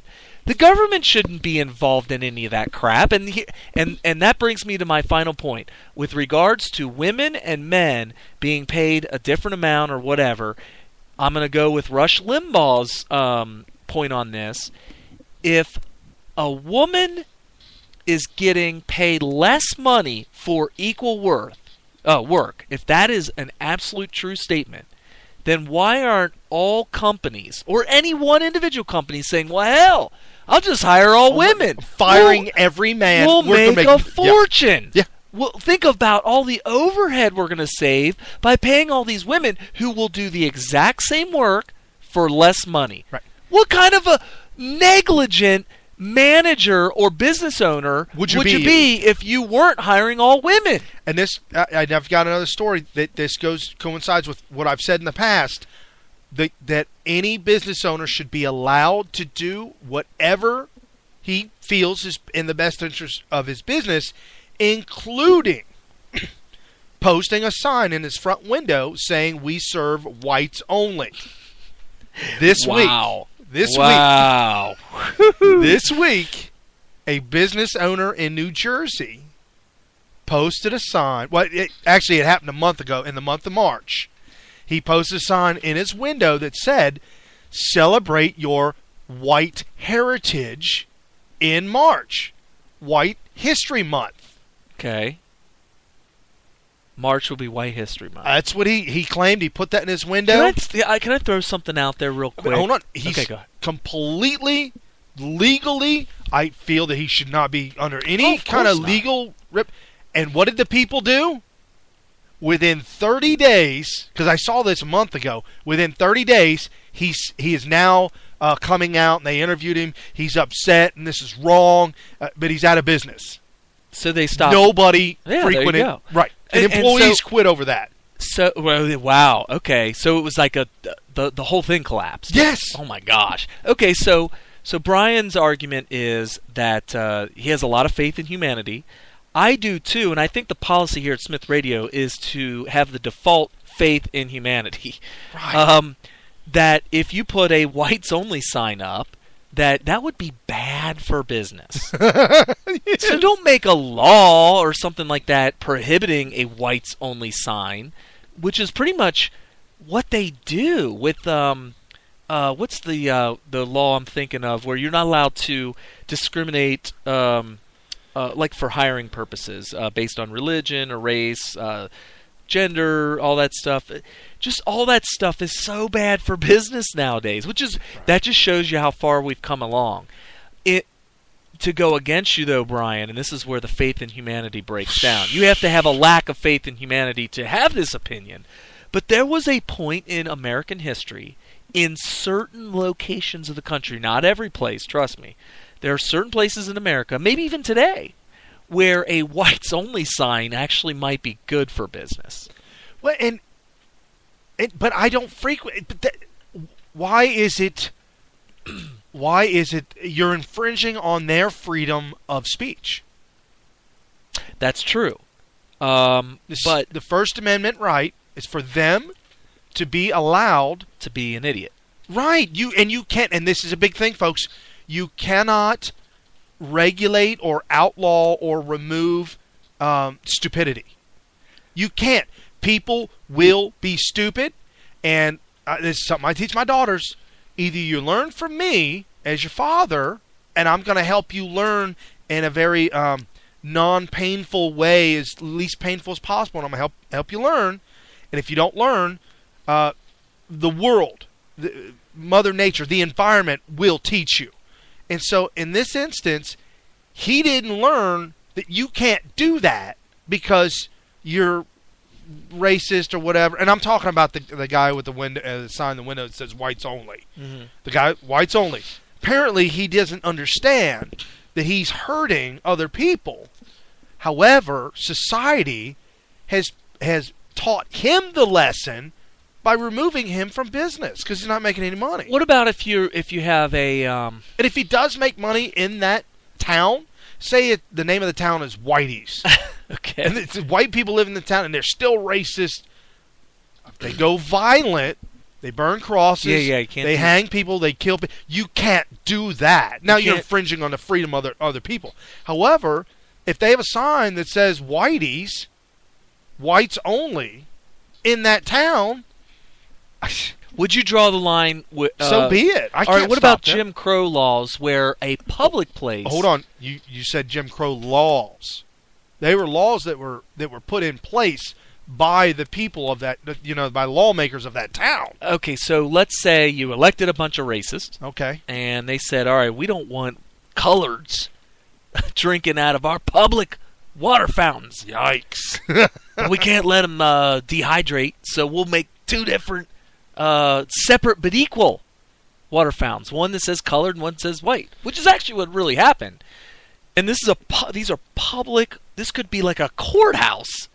Well, but the taxpayer money can't be used to support something like that. Okay, so you're okay with a... We're talking about private enterprise, private business. Right, okay. So you're okay with let's say a Bill of Rights amendment that says that Congress or legislators may make no law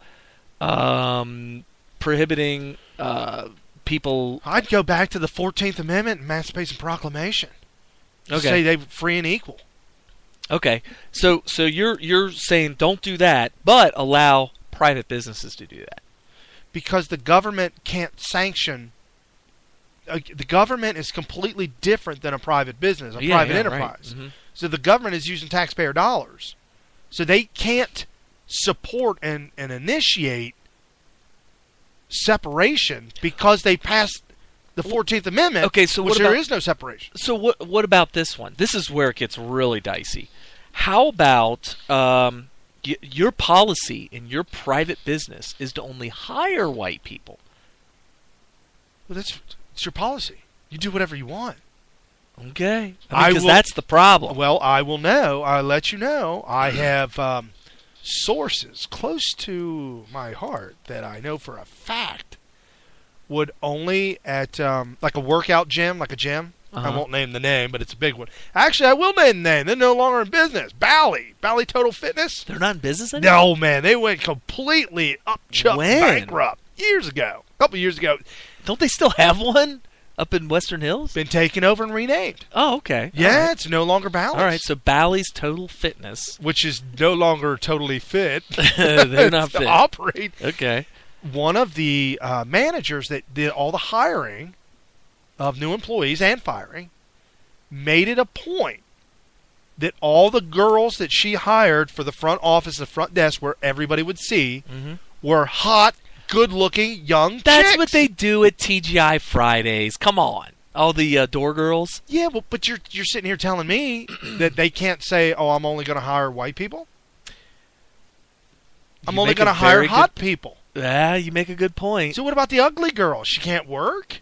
Maybe she's a friendly person. Maybe she could greet those people. Well, what if she's got a hook nose and a fang tooth? Oh! She weighs 400 pounds. And she's a greeter at Walmart. Well, they would, part yeah. Time. Right. Oh, you're saying that that would disqualify her, being a greeter at Walmart. Right. No, I mean, everybody has to. And folks, don't get me wrong. We talked about this a couple of weeks ago. A woman can display her beauty without physical beauty. Yeah, but you can see how beautiful they are from the inside. I know a lot of women who, at first, may be an average-looking girl, but once you get to know them and talk to them, wow, how awesome of a person she is because of who she is. So everything we've been talking about so far, though, I want to make the distinction for Brian, on Brian's behalf, that it is not our policy, or even we would never condone or do that ourselves, or advocate or even frequent a business that does this. On the contrary, our argument is not only will we not frequent them, but we're pretty sure that a lot of people wouldn't frequent them, which is why it would hurt them to do that, and why the freedom to do that is just the freedom to be stupid, and we should not legislate out stupidity. And this lesson learned by the New Jersey man, celebrate White History Month, which isn't a White History Month. He tried to make it a White History. He tried to make it a White History Month. But he said, celebrate your white heritage. Which, there's nothing wrong with that. No, I'm not going to be ashamed of being white. No, but in this piece, he took a page out. Oh, that's what he took a GoFundMe page. To donate to make it a White History Month. Okay. And he posted the sign in his business. This is not going to go well. Right. So but this is a lesson learned for everyone to see. So you don't need a law outlawing this, because stupidity will be on display. Okay, so last February, I'm at a tournament, and one of my coaches is a black guy, young guy. Okay. And we're in this... oh, man, they were in the news. We were in Lebanon.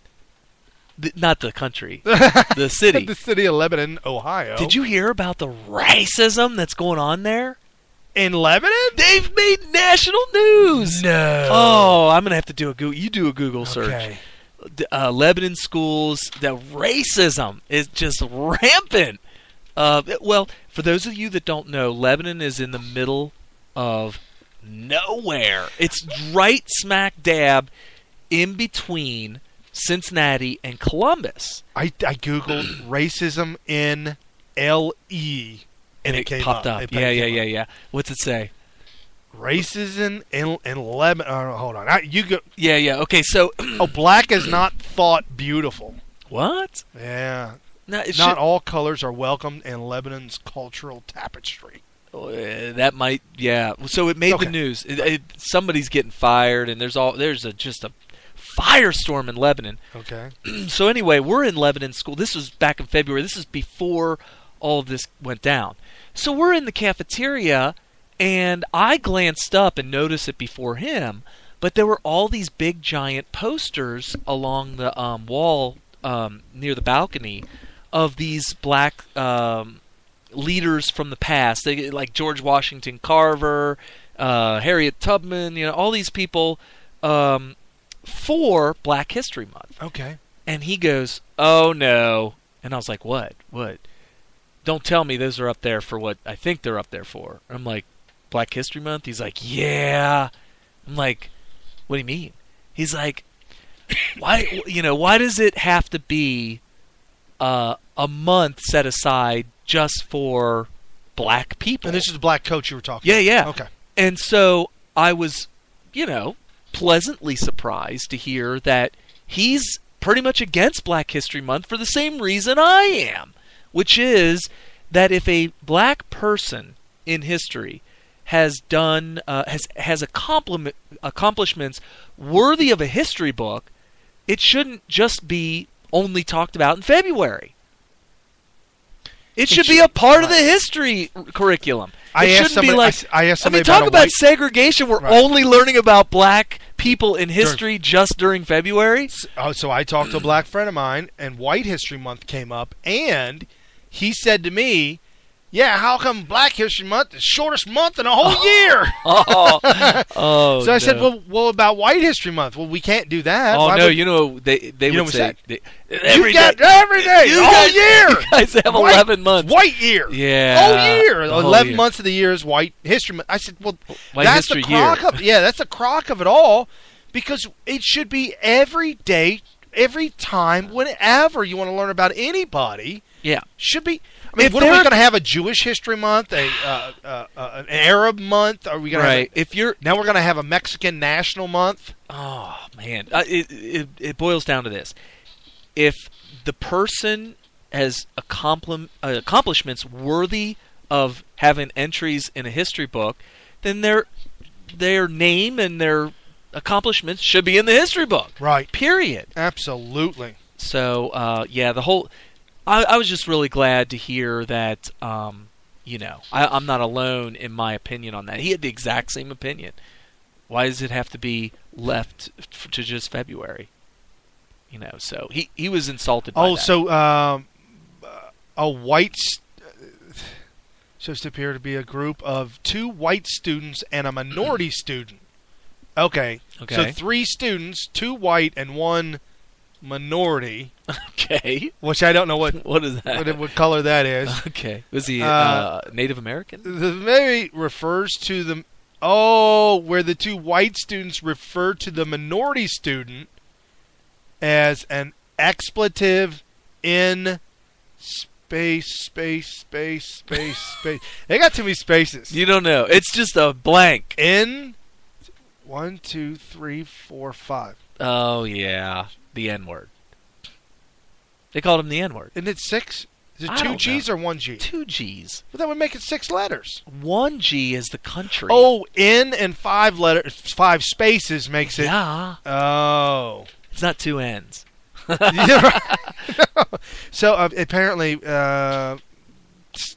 parents have. Oh, the picture's been viewed. Oh, and then they put it up on Instagram. Wait, so there's a picture of 2 white students and a black student apparently, and then what happened? Wearing Lebanon. Oh, and the boys were wearing Lebanon sports jerseys. Calls a black student the word, and then it was up on Instagram, been viewed 5,000 times. Apparently, the Inquirer reported on it. Some parents started getting upset and filed complaints with the school. So everybody's upset. Yeah. Well, Lebanon has a very tiny percent of minority students to begin with. So I don't know. Yeah. It's just the location. It's very rural, and they're very far away from any kind of a metropolitan area whatsoever. Right. Well, whatever. So back to back to Michelle, and not getting paid. Apparently, Michelle was on. They have this. If she's not getting paid, she needs to be talking to Barack as a husband, not as a oh. Okay. Well, yeah. No, not for an executive order. So they're doing a show on first ladies, and so they filmed Michelle, and this is what Michelle had to say about being a first lady. Apparently, she was asking for complaints to Obama about wanting to be paid for a first lady. It's kind of insane, but this is what she said about being a first lady. But I think it's all an evolutionary process. You grow into this role, and my sense is that you never get comfortable if you're always pushing for change and growth. not just in yourself, but in the issues that you care about. You're never done. So there's never a point in time where you feel like, there, I am now here, and I can do this the same way all the time. It's always changing. It changes given the state of the issues of the country, and you never know what those are going to be from one day to the next. So you have to be flexible and fluid and open to evolve. What the hell kind of an answer is that? So her favorite words are change and evolve. Evolution. No. It's no. Change, evolve, evolution. So the 5 things that you got to remember about being a first lady is change, and finally, evolution. Yeah, evolution. To evolve, and evolution. Oh my gosh, I could just see her evolving. she's molting. Oh, what? Her outer layer is starting to come off. Like a snake that starts to molt. Exactly. Oh, that explains a lot, doesn't it? Right. Well, you can hear in her voice how, it's not like she has daily chores, but it's like she has a daily agenda to achieve the final solution. Oh, that's right, she does. Wow, that was the worst answer I ever heard. Talk about coming unprepared. That's unscripted. That's what Obama does. That's what he sounds like, though. Oh, this is on it's on C-SPAN, by the way. His wife, not him. Right, but when you get those communists unscripted. Oh yeah, but it's hard because everything is fake. Everything's scripted. If you don't ask them a question that they know is coming and that they have a lock, stock, and barrel scripted answer for, and they don't have a cheat sheet handy, that's what you're going to get. You're going to get these vague, not sound bites. What's the word? Buzzwords. Buzzwords, right. Oh. Well, then go back to the book that they memorized of the buzzwords, right. Well, do you want me to juxtaposition and compare and contrast with Laura Bush? Yes, I would like to hear that. They asked Laura Bush if I saw her live one time speaking about this stuff. First lady should be a paid position. Who's she working for? So if you're not married and there is no first lady, does that mean that you can get extra money as president? I see what you're saying. Okay, so here's Laura Bush on that same question. I don't think so. There are plenty of perks. You should have believe me. Right a chef, that was really great. I miss the chef. I don't think so. No, I don't think so. And I think the interesting question really is not should they receive a salary, but should they be able to work for a salary at their job that they might have already had. And I think that's what we'll have to come to terms with. For certainly a first gentleman might continue to work at whatever he did if he was a lawyer or whatever. And so I think that's really the question we should ask is should she have a career during those years that her husband is president in addition to serving as first lady. When she said first gentleman, I was like, what is she talking about? I was like, oh, right. Woo. What is she talking about? Female president. Oh, and her husband. Right. It's like that one joke that they tell you. A boy goes to the hospital and he's hurt and blah blah, and it's a whole long drawn out story, and they say who is the doctor, and you're like, I don't know, and they're like, it's his mom. I was like, oh right, because people don't naturally think a doctor could be a female. It was a trick and a play on words when we were younger. Okay, so there's a story I heard a long time ago from just a friend or something that said, "Oh, we don't pay or give an allowance for chores around the house because chores are chores. You're supposed to do them." Let me ask you something, Brian. How much do you get paid for washing your car? Oh, nothing. Whoa! Oh. Wasn't it work? It was a lot of work. All right, because I got a big truck. Why aren't you getting paid? I mean, it's labor. You busted your butt cleaning that car. Ain't nobody paying me. All right, well, that's what being a wife is, being a first lady, being that position, you know? Right. I mean, there's just things that have to be done that you're not going to get paid for. And I tell my wife all the time, because she stays at home, she doesn't work. We have 3 kids, and we find that her rearing the children is a full-time job in itself. And as you know, she homeschools.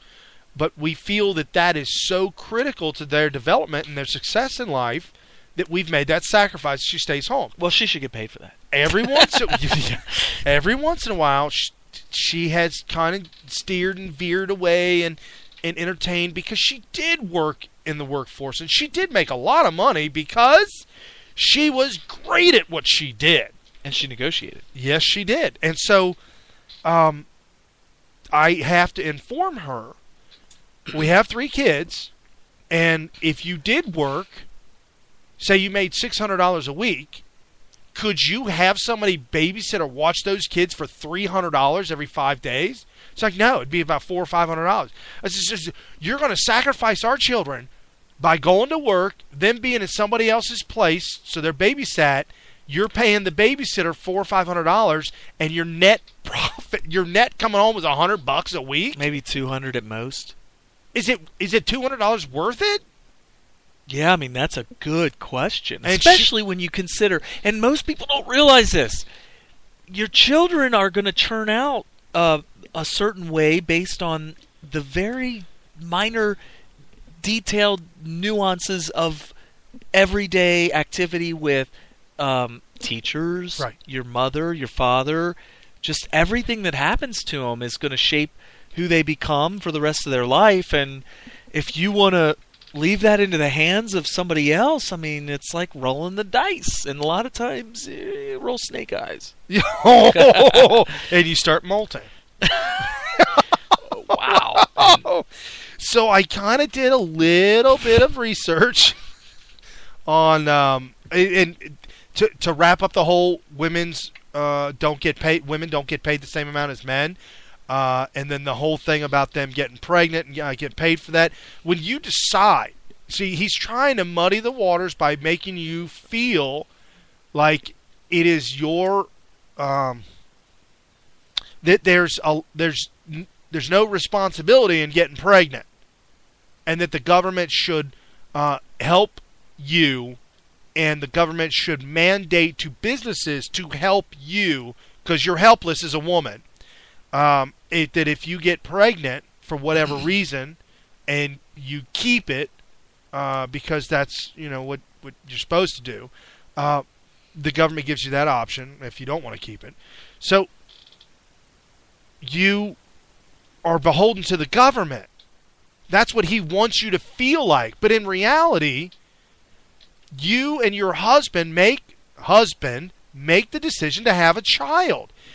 When you make the decision to have a child, there's certain things that come along with that. One, you're not working. You're actually in labor in the hospital. You can't work. Which, by the way, do you know where the word labor comes from? Have you ever stopped and thought about when a man goes to work? He labors all day long. And why the same word labor is used for a woman birthing a child? I don't wonder. I've seen it 3 times, and boy, it is work. Well, the reason it's the same is because the Bible teaches that when Adam and Eve sinned and God punished them by taking away their utopia for eternity, that one of the punishments was men from now on will have to labor for the food for their family. Right. And women will have to labor for childbirth. There you go. That's it, right there. That's a done deal. Yeah. So that's why it's labor. And what does that say, though? What the Bible is saying is that these are responsibilities that you're not escape from. You would not escape from them in your lifetime. You will labor for your food for your family if you're a man, and you will labor for the birth of your children as a woman. And anti-Christian, anti-Bible, religious people will make you feel and believe that they can create the utopia to where you don't have to labor anymore. Well, and you know what their utopia is? If you stop and think about it, it's trying to recreate through the work of man and trying to make a system that recreates the Garden of Eden. And we know, if you believe in what the Bible teaches, ain't going to happen. No. God won't allow it. No. God says, oh, communism? We'll see how that works. And booyah! So we could just guarantee that it's not going to work even just by saying, well, do you believe in the Bible? Well, then you know that communism's going to fail. Yeah. The Garden of Eden's not coming back. Nope. God won't allow it. Nope. How in the world could God say, we're taking this from you permanently, forever, for eternity, but then allow a way for you to get it back? Yeah, ain't going to happen. Well, it's like the Tower of Babel, where they built the tower to get back to God. It didn't work, did it? No, it did utterly fail. And getting back to the labor thing, too, it also teaches, if you read into it, read between the lines, that, and this is an interesting thought, I learned this from my priest, Father Kroger, that this is going to be controversial for all you equal rights feminazis and all that kind of stuff. Because we know you listen to us. Yes, they are looking for something to sick the IRS on us for. Oh, boy. And don't think that they're going to... Yeah. So, no. The woman does all the labor that a man does in that childbirth. So a man has to work every single day, 40 hours a week, for 9 months to equal what a woman does in that short time of birthing a child. Fair enough. Yeah. Fair enough. So when you see the pain, that's the kind of labor, and that was by God's design. Your body completely is not your body. They've even shown, science has shown, that a woman's brain shrinks during pregnancy because of the amount of energy that's going into the child, the fluids and water and things like that. So a woman out there, if you're like, man, I'm pregnant and I can't remember anything and I can't do anything. Everything chemically is changed in your entire body. Your body is not your body. So would it be controversial to say if labor is your job, when you go to your job, right, that's labor for you? Right. Would that be controversial to say that a woman's job is to have kids then? No, because I can't have them. Who's going to have them? Somebody's got to have them. Right. Okay. Who's paying them? The government. The government needs to pay. So if the government pays them, then that means they take more money from me going to my job to then give it back to my wife. Yeah, but if you're rich, we need to redistribute that to the poor people. Right. And as you heard Hilary Clinton said, being rich, God bless us. Yes, she did. And to the rich people. Oh, wait a minute. I thought she was not broke, but she was dead broke. Yeah. She said she wasn't poor. She was po, because she couldn't afford the OR. She was so poor she couldn't even pay attention. Oh, wow! Woo, slipping. Oh. So we dug into the archives. And according to CNN, in 2013, Obama's income dropped 21%. Well, that's a lot.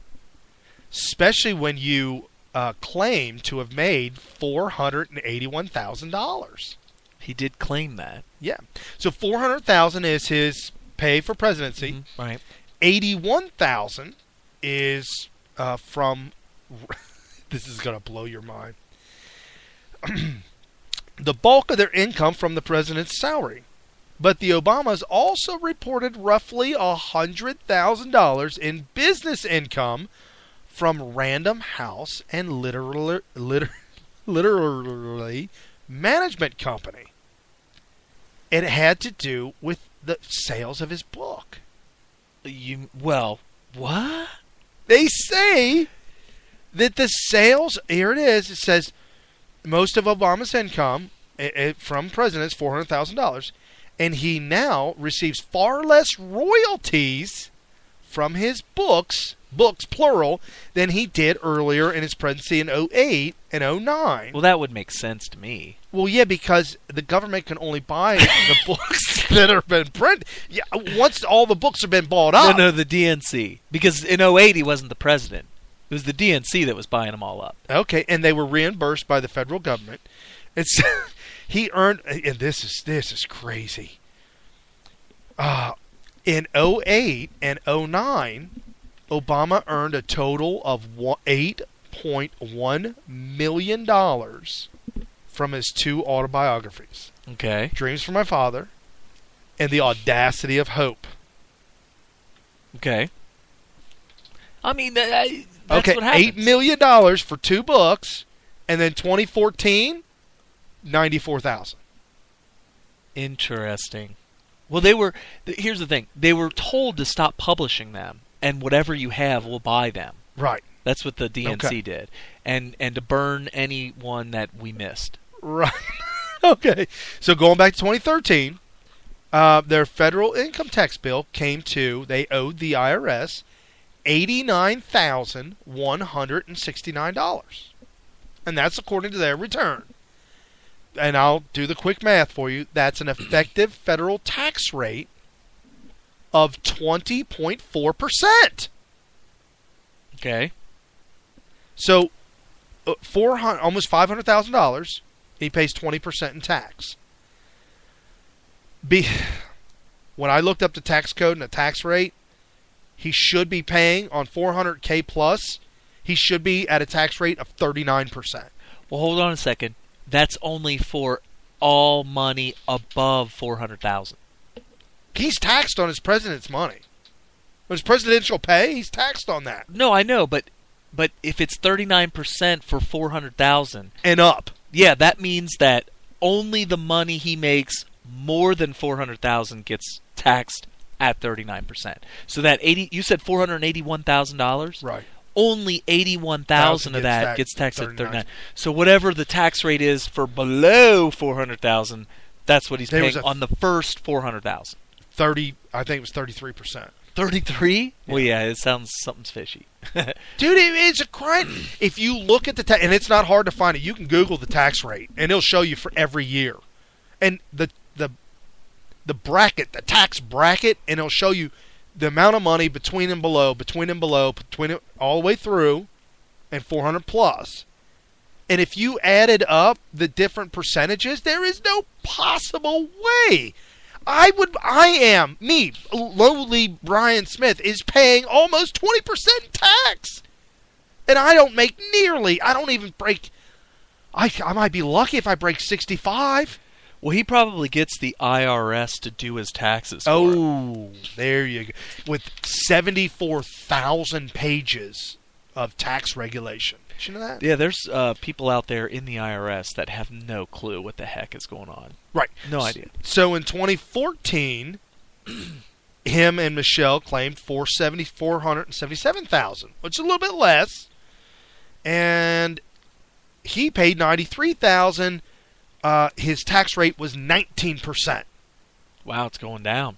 He went from $488 to $477, which is close. $10,000 difference. Uh-huh. He went from 20.4% to 19.4%. Well, that's because if you listen to Donald Rumsfeld, nobody really knows what you're supposed to be paying. Do you remember this? Yes. I do. Last year, Donald Rumsfeld did his taxes and wrote a letter in to the IRS with his tax return. This is my best guess at what I owe. I'm sorry. I tried my hardest to do it the right way, but every single time a different CPA comes to me with my taxes, it's something different. Well, so this is my best guess. Well, apparently Joseph R. Biden Jr., Uncle Joe, apparently has the wrong accountant. Okay, what'd he do? Uncle Joe and his wife reported that they made $388,000. Okay. So almost $100,000 less than Obama. Okay. Almost $100,000 less. And he paid $90,000 in taxes, which is $8,000 less than Obama. So $100,000 difference, and you're only paying $8,000 less? I don't know. And they also listed the Bidens contributed to charity. Can you guess how much money that is? I hope it's a lot. Well, it should be 10% of your pay. You would think. They got listed here $7,000. So instead of $40,000 or $30,000. Yeah, $38,000, right. Would be 10%, 38,800. So he should be tithing at least $30,000. You would think $7,000 in charitable donations. So this is what just blows my mind. Their effective tax rate in 2013, going back to Obama, because they already paid into the system $117,000. Obama and Michelle are due a big refund. I love how they call it a refund of $19,000. But they opted in 2013. They opted to go ahead and roll that over to the next year to pay for whatever. They rolled it over to the next year. $20,000, a brand new car. Well, not a brand. Yeah, you can get a Ford. You can get a Ford Focus for like $19,000. Okay. That's brand new. It's brand new. Let me tell you, anybody. I want to get a Ford Escort. An 87 Ford Oh, Escort. no, the 91 Ford Escort. Oh, best year. Oh, jeez. So they rolled $20,000 over to the next year. See, they have so much money that you know what, IRS. You know, we're going to be generous. I don't want any problems with the IRS. I'm just going to roll that. You know why he rolled it over? Because it's going to look, the optics will be bad. It does look good. Yeah. If he takes it now, it looks bad. Right. But Right. it won't, nobody's going to care when he collects all of it the day he walks out of office. It's just like it doesn't look good to pardon all the dangerous terrorists at any point, so you just do it your last day as president. You just pardon them all. Right. So anyway. So you know Stephen A. Smith. If anybody watches ESPN. Oh, yeah. He's the black commentator. The one that gets in trouble? Yeah, he does a little bit. Yeah. Well, I mean, when I say in trouble, he gets in trouble for being politically incorrect. Right. As a black man. I had a clip, a soundbite of him, and it's too long, so this is the Cliff Note version. Stephen A. Smith, commentator for ESPN First Take, announced that he has a dream. Uh-oh. We're going down this road, huh? He has a dream for America. Oh. At the end of a discussion at an Impact Symposium in Nashville, Tennessee, of his own race, Smith said that in politics, I have a dream that all black people, everyone, votes for Republicans. What? Yes. Why did he say that?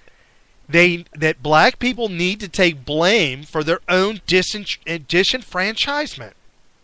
Okay. Before we get, and I'm mad at you now. I don't care if the sound clip is long. I've got it. How long is it? It's loaded. I mean, is it long? Like 3 minutes. Wow, that's a long one. But that sounds awesome, though. I'll tell you what. Let me play it because since we're on race and we're on jobs, we're on all of this. It really, just his impact, it's real quiet in the beginning, but then it'll get louder. But his impact... Oh, so he does the Martin Luther King thing, because he gets louder and louder as he goes. He gets fired up at the end. You want to hear about Stephen A. Smith? You want to hear Stephen A. Smith? Yeah, I want to hear it. Here we go. I'm very intrigued now. Mr. Producer, that would be sound clip number 1D. Okay. You got that cued? Okay, here we go, folks. I need your help with something before we get on out. Because I'm going to get burned for this because I'm about to say something that people might print or put out there or whatever the case may be. Buckle up and get ready. All right, I know that tape, but damn it, I'm going to say it. It's how I feel. Okay? And I want you to stay with me. And all I ask is if anybody disagrees with me, if you're going to quote me, please quote my complete thought. So I have often said, and I'm not talking about President Obama, I'm just talking about the times we're living in. I have often said that From a political perspective, what I dream is that for one election, just one, every black person in America vote Republican. Every black Want person to tell you why I feel that way? Because from what I've read, and I'm open to correction, but from what I read, Barry Goldwater is going against Lyndon B. Johnson. He's your Republican candidate. He is completely against the civil rights movement. Lyndon B. Johnson was in favor of the civil rights legislation. What happens is he wins office, Barry Goldwater loses office, but there was a Senate, a Republican Senate, that pushed the votes to the president's desk. It was the Democrats who were against civil rights legislation. But because, the Southern Dixiecrats, right? So because the president, Lyndon B. Johnson, was a Democrat, Black America assumed the Democrats were for it. Do you know that since 1964, the Black America hasn't given the Republican Party more than 15% of its vote? Here's what that means. What that means is one party, the black folks in America are telling one party, we don't give a damn about you. They're telling the other party, you got our vote. Therefore, you have labeled yourself disenfranchised because one party knows they got you under their thumb, the other party knows they'll never get you, and nobody comes to address your interest. So my point is, when you go buy a house, do you look at one? When you are looking for a car, do you look at one? When you want to buy some clothes, when you want to buy some shoes, when you want to buy anything, you're shopping around. You know what you're saying to somebody? Flatter me. What you got? Let me see what you have to offer. Now that. We don't do that with politics. And then we blame white America for our disenfranchisement when it is us. Because all we have to do is upset the apple cart by not doing what's predictable, and it will force everybody to pay attention to us because the Democrats will be scared of losing our vote. The Republicans will say, wait a minute, we might have a chance to get it. And then all of a sudden, everybody will cater to our needs just like they cater to Jewish folks, to white folks, and beyond, and suddenly we won't be disenfranchised anymore. I do not understand for the life of me why we as a people don't draw that conclusion and act accordingly. We play right into folks' hands. And I hate the fact that anybody, I don't give a damn Democrat, Independent, Republican, I hate the fact that anybody is allowed to believe that they have a block of people in the palm of their hands. That disgusts me. Wow. No, I'm really glad you played that. I hope that it was loud enough for you guys to hear it. That was... It was kind of quiet, but when it's played, when people play it back, it'll sound a little bit louder. You may turn it up, but then all of a sudden you'll turn it back down. Yeah. Hopefully we didn't just blow your ears out. We're coming back, but no. Oh man, that's the kind of stuff that needs to be not just. I mean, obviously that was great. That was brilliant, actually, because I never really heard it. I heard something similar to that before. That's not the first time I've heard that theory. That nobody really cares about the black block of voters because everybody knows where they're going overall. I mean, what they got, 85 to 95%? I think 95% or something like that of black voters voted for Barack Obama in 2008. Right. And maybe a little tiny bit less. The highest ever since 64 that any president had ever got on the Republican side was 15%. 15. Wow. And that was high? That's the highest ever since 64. What I really like about that particular speech is that he very briefly talks about the background of it, which I never knew. It was because Lyndon Johnson was said to be for it for the civil rights movement. He said he was for it. And Barry Goldwater was against it as a Republican. However, and right there it like polarized the entire black American race from that point forward. Well, but you got to see the little bit of the inside story. The Democrats used the fact that there was a Republican Senate that passed the reforms of that era. So there was a Republican. He said there was a Republican-controlled Congress, right, that passed the laws to stop the disenfranchisement of black people, the Jim Crow laws. So it was the Republicans that pushed it through, but since there was a Democrat president at the time, he got the credit. He got the credit and for the it. whole party got the credit. I don't think that hasn't happened since in 1990 when there was a surplus. Who got the credit for the surplus? Yeah. You mean in the 90s when Clinton got credit for the surplus? Right. When However, really it was the Reagan era. Well, not only the Reagan era, but you had the House and the Senate that was controlled by Republicans. Starting in 94. Right, and 94. Newt Gingrich contract with America. Uh-huh. And they did responsibly what they should still be doing. Well, they forced. I'll give Clinton a little bit of credit. Clinton was going to put through the biggest tax hike anybody had ever seen since. He took such a beat down in '94. To Clinton's credit, see, Obama wouldn't do this. Oh, right. Obama wouldn't do this, but to Clinton's credit, he said, "Wow, we took a shellacking. I better go along with them for a while just to weather this storm." So, to his credit, he did actually go along with what the Republicans wanted. And he won back the House and the Senate, control of the House and the Senate from... Well, he won the presidency again in 92, 98, or 90, wait, what? 96. Yeah, 96. And then after that, the Democrats controlled the majority of the House and majority of the Senate by the time Obama was elected. It was a trifecta for Obama. His first term...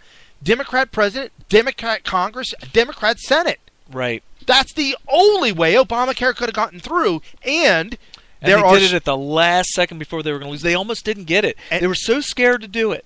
And there are Democrats that have this absolute proof, facts on the books, that Democrats that were politicians that were in power at the time that demanded that they be paid in order for them to pass Obamacare. Yeah, and they did. They got paid for it. It was the ultimate in corrupt legislation because they didn't want to do it. I think that a majority of all politicians, all leaders, all smart individuals said, "My God, look what we're about to do to America." But you know what? If it's going to make me and my family rich for a couple of generations, right? You know, and that's the thing about communism. When the leaders of the Soviet Union realized that the kind of power that not only they were going to have, but it was going to be generational wealth for them. They were going to be part of the oligarchy. I mean, right. how could you not go along with that? I mean, the kind of character you say, well, you know, somebody of a man of character wouldn't go along with that. Well, I mean, you're talking about an extraordinary individual here to turn down. What is it? What's the story that, like, the prince? The story of selling his soul to the devil. You know, I mean, it takes a lot of discipline to turn down all the diamonds and gold and jewels and all that. You know, when the devil offers you all that stuff and says you get everything that you ever wanted, ever hoped for your life, I'm going to give it to you. As long as you just give me your soul at the end. And you know what? I don't ever want to be put in that position.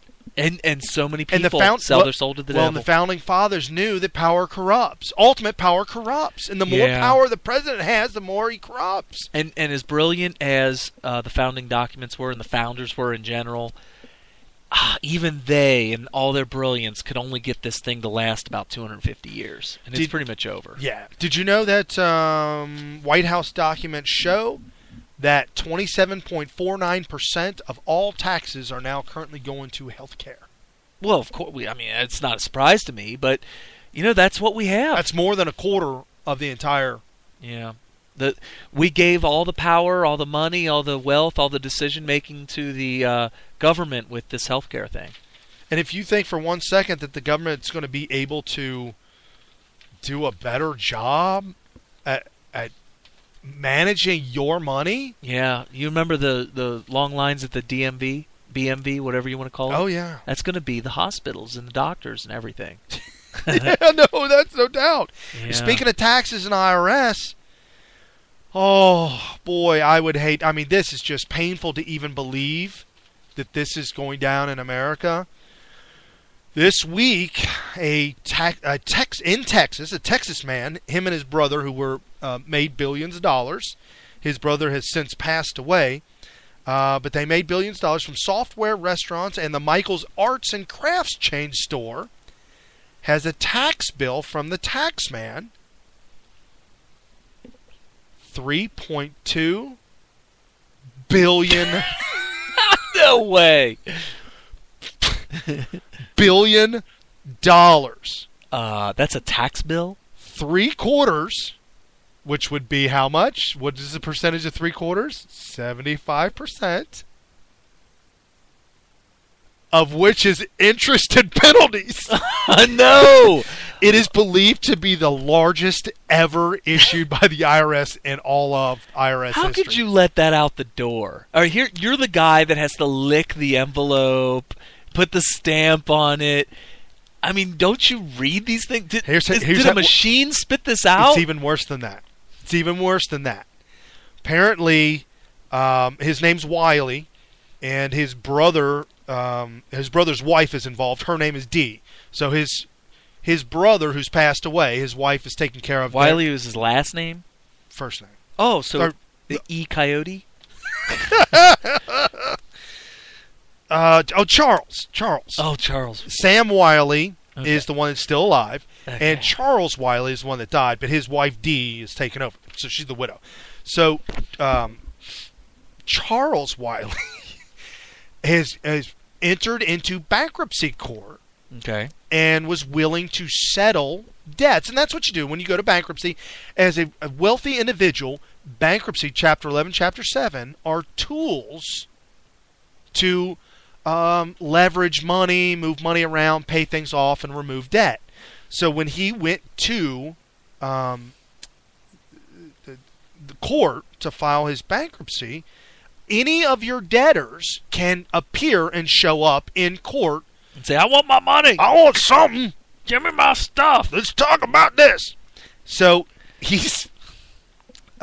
Charles says he's paid his share and plans to fight the bill in court. He says I quote, the IRS figures are baloney. He said, I paid $160 million in taxes in the last 22 years, and my brother Charles paid $80 million in taxes. We firmly believe that we've paid all the taxes owed. We believe the IRS figures are so absurd as to undermine the credibility of the IRS. You mean they had credibility to undermine? Fair enough. So I thought the IRS, and I'm just basing this on my own observations. I thought it was a tool used by politicians. I'm sorry, not a tool, a weapon.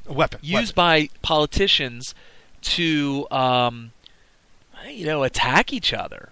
Right. Yeah, sure, of course. They use it to attack their opponents. Well, and that's what they did to the Tea Party, and we've talked about that. So Dee Wiley, who's representing Charles's brother, who's passed away, she is quoted as saying, because when they went to bankruptcy court, the IRS showed up and said, here, this is what we want. We want $1 trillion.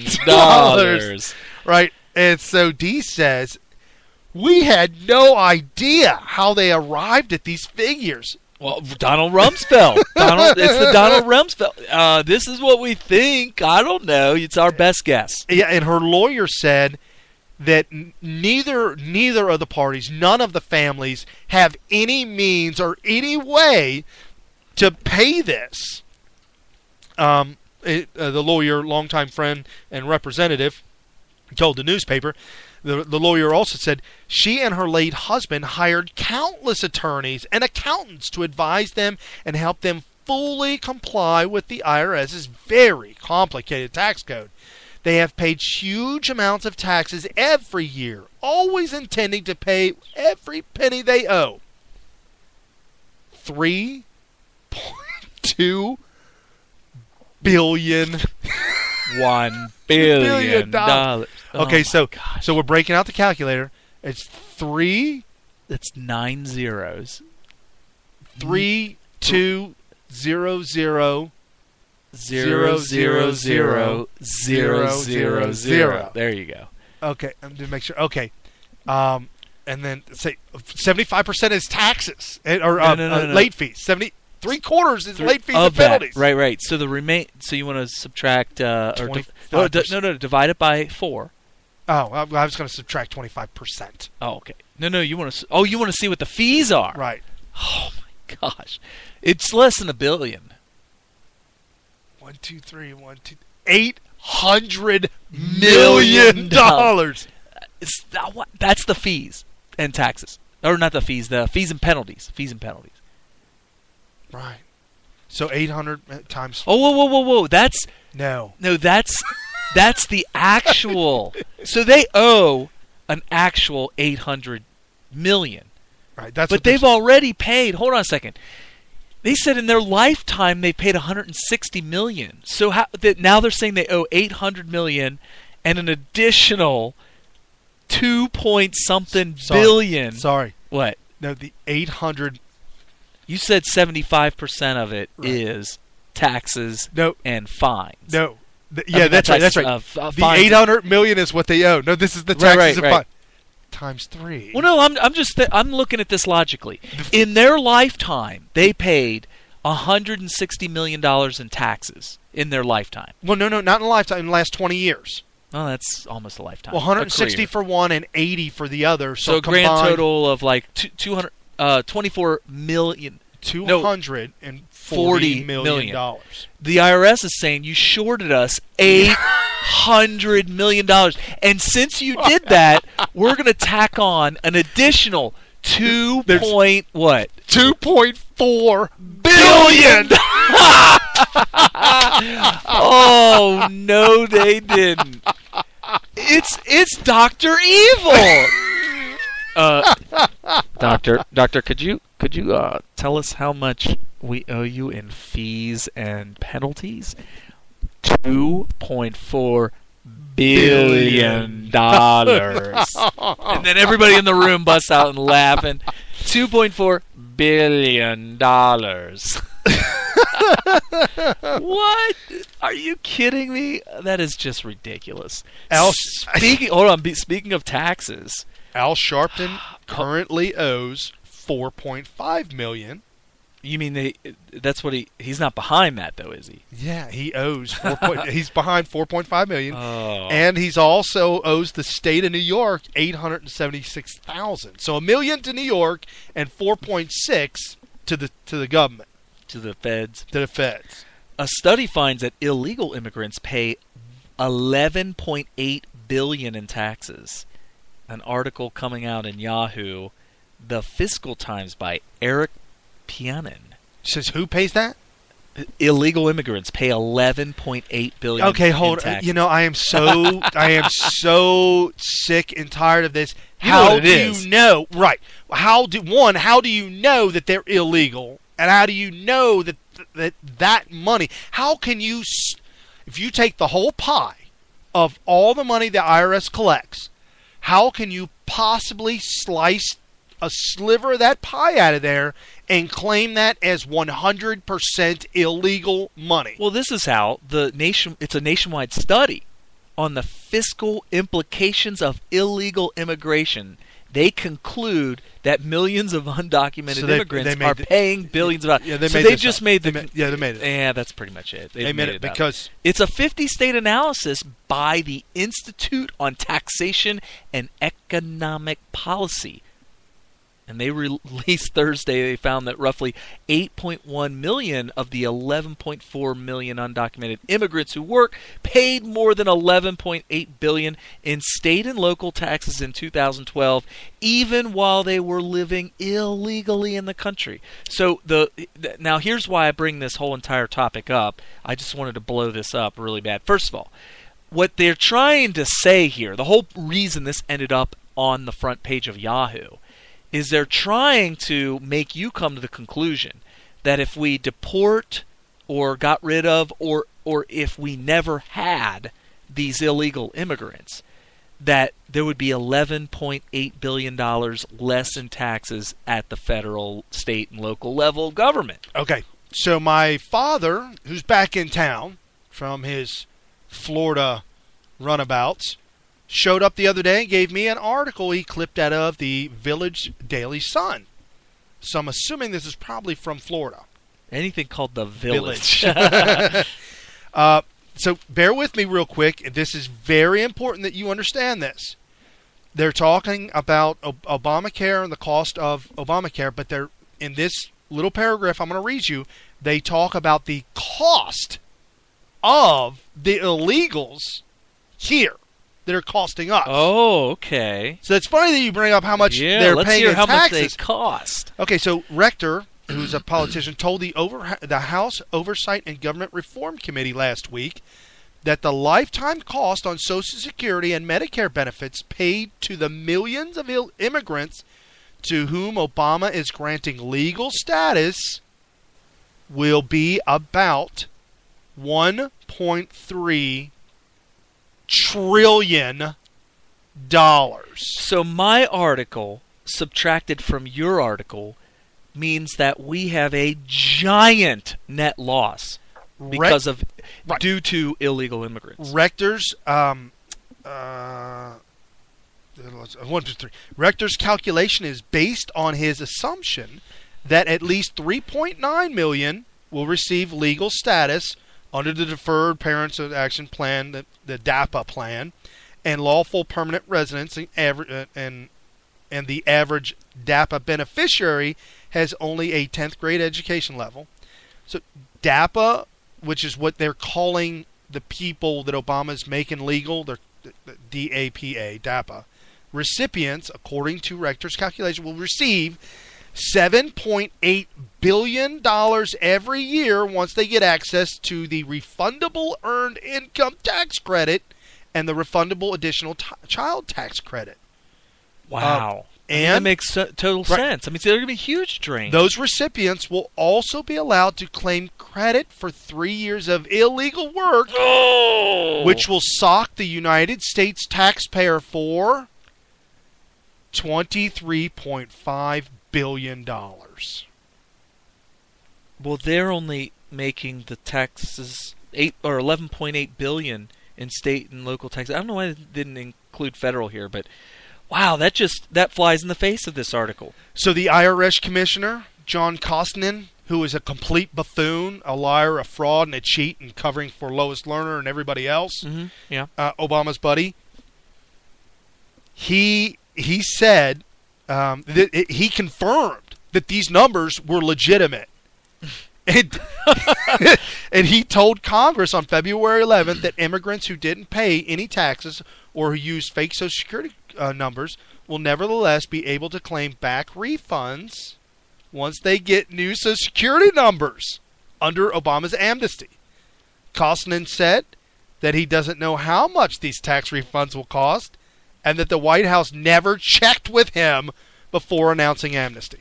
Oh, man. So we don't know the numbers. We know the number's going to be exponentially high. I mean, we're talking 1.3 trillion is just thrown out there. Yeah, the net is going to be hugely. So you point out, okay, sure, they're working, they're creating stuff, and their creations are making for, it's just like, it's not a slice of the pie, and the pie is not finite. Right. You make more pies. Right. Well, as the illegal immigrants are here in America, they are making more pies for more slices to go around. That's true. However, they're eating 2 pies per one person. Right. So your argument is that they're into a system set up by socialists like Barack Obama Correct. and everybody else in the Democrat Party that will cost us way more than whatever they're doing working. But this article is saying that we should keep them here because the work that they're doing is earning tax money because they're paying into it, and they're paying in even more now that Obamacare rolls out and will cost everybody more in taxes. These illegal immigrants will be contributing more as the years go on towards the government in taxes because of Obamacare. Here's my point. My point is this. If they weren't here these jobs would have to be done by somebody, and they would be done by all the people that are unemployed that are legal. Right. Whether they're immigrants or not. Right. People that are either legal immigrants or citizens could be doing these jobs and in turn would be earning the same amount of taxpayer dollars and be draining less due to unemployment and less due to all these crazy things that were given away to illegal immigrants because either A, they're poor, or either B, they are just illegal and we're just throwing them money because they're illegal immigrants. And when the administration says that, or people say, oh, well, you know, we're it's jobs that Americans won't do. Oh, that's such crap. Okay, the crap of that is that Americans would do the jobs. Well, but they're not getting paid that much to do the job. Well, here's the thing. Americans would do the jobs for a reasonable wage, as long as being funded by the government to be on the government dole, unemployment, whether it be, yeah, why would they go out and work hard for money if they're Right. getting all this EBT, welfare? Brian was talking about being in line behind a person at the grocery store being taught how to get into the system and to spend the money that the government's giving them. Right. And being stuck behind this person because it wasn't working right because they wanted some liquor. This is exactly. And she was talking to the liquor store guy behind the counter about how all the money she gets and she paid with her EBT card to buy liquor. and after they walked out, I walked up to him, I was talking with him, and he's just shaking his head how he's making $12 an hour, and it's just a crying shame, you know. And I'm like, wow, it's unfathomable. What is it? Without fathom. Oh, I love that quote. Do you want to switch gears? I got. Or you got more taxes. Sometimes taxes can be a little bit boring. Yeah. Okay. Just real quick though, I'll blow through this so that you don't get bored at all. But remember Biden? I was going to call him O'Biden. Biden. Yeah, you could do that. Remember Obama lying through his teeth, professing to the American people that there wasn't even a smidgen of corruption in the IRS? Not a smidgen? Yeah, but what is his definition of a smidgen? Right. Well, Representative Kevin Brady, Republican in Texas, he is now out, and he's saying this is the most corrupt and most out of control IRS they've ever seen, and they are now, the GOP is now holding the purse strings, which it's by the Constitution. The money that the IRS gets goes through the Congress. So if Congress holds the money, IRS doesn't get it. So the IRS has to reform. That's what he's threatening to do. However, and we got a sound clip on this one. Mr. Producer, can you get me sound clip number 7A on Josh Earnest?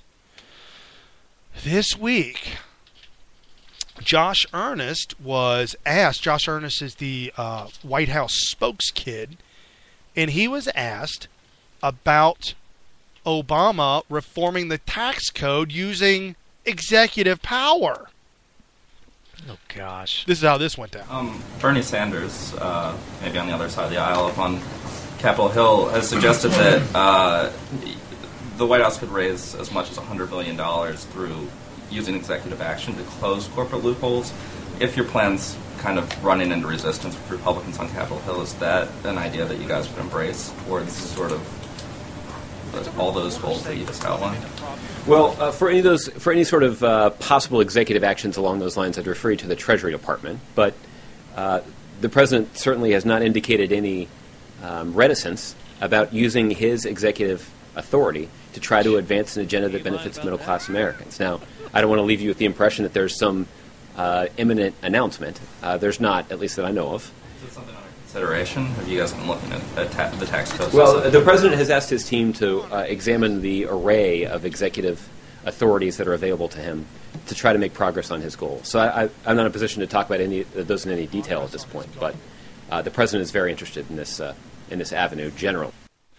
So progress towards the Obama's goal. That journalist sounded like you're there in a locker room and that's your teammate. Right. So why aren't you doing this? You know you can raise $100 billion. Why aren't you doing it? To close Now, and this, folks, bear with me. He claimed to close tax loopholes. A loophole? No, folks, these are laws. These are rules, regulations, and laws that are handed to companies and said you must abide by these laws. Well, if said Democrats don't like the law, they change the word, and they call it a loophole. It's not a law anymore, although it is a law. But we're calling it a loophole. Right. Okay, I'm following you.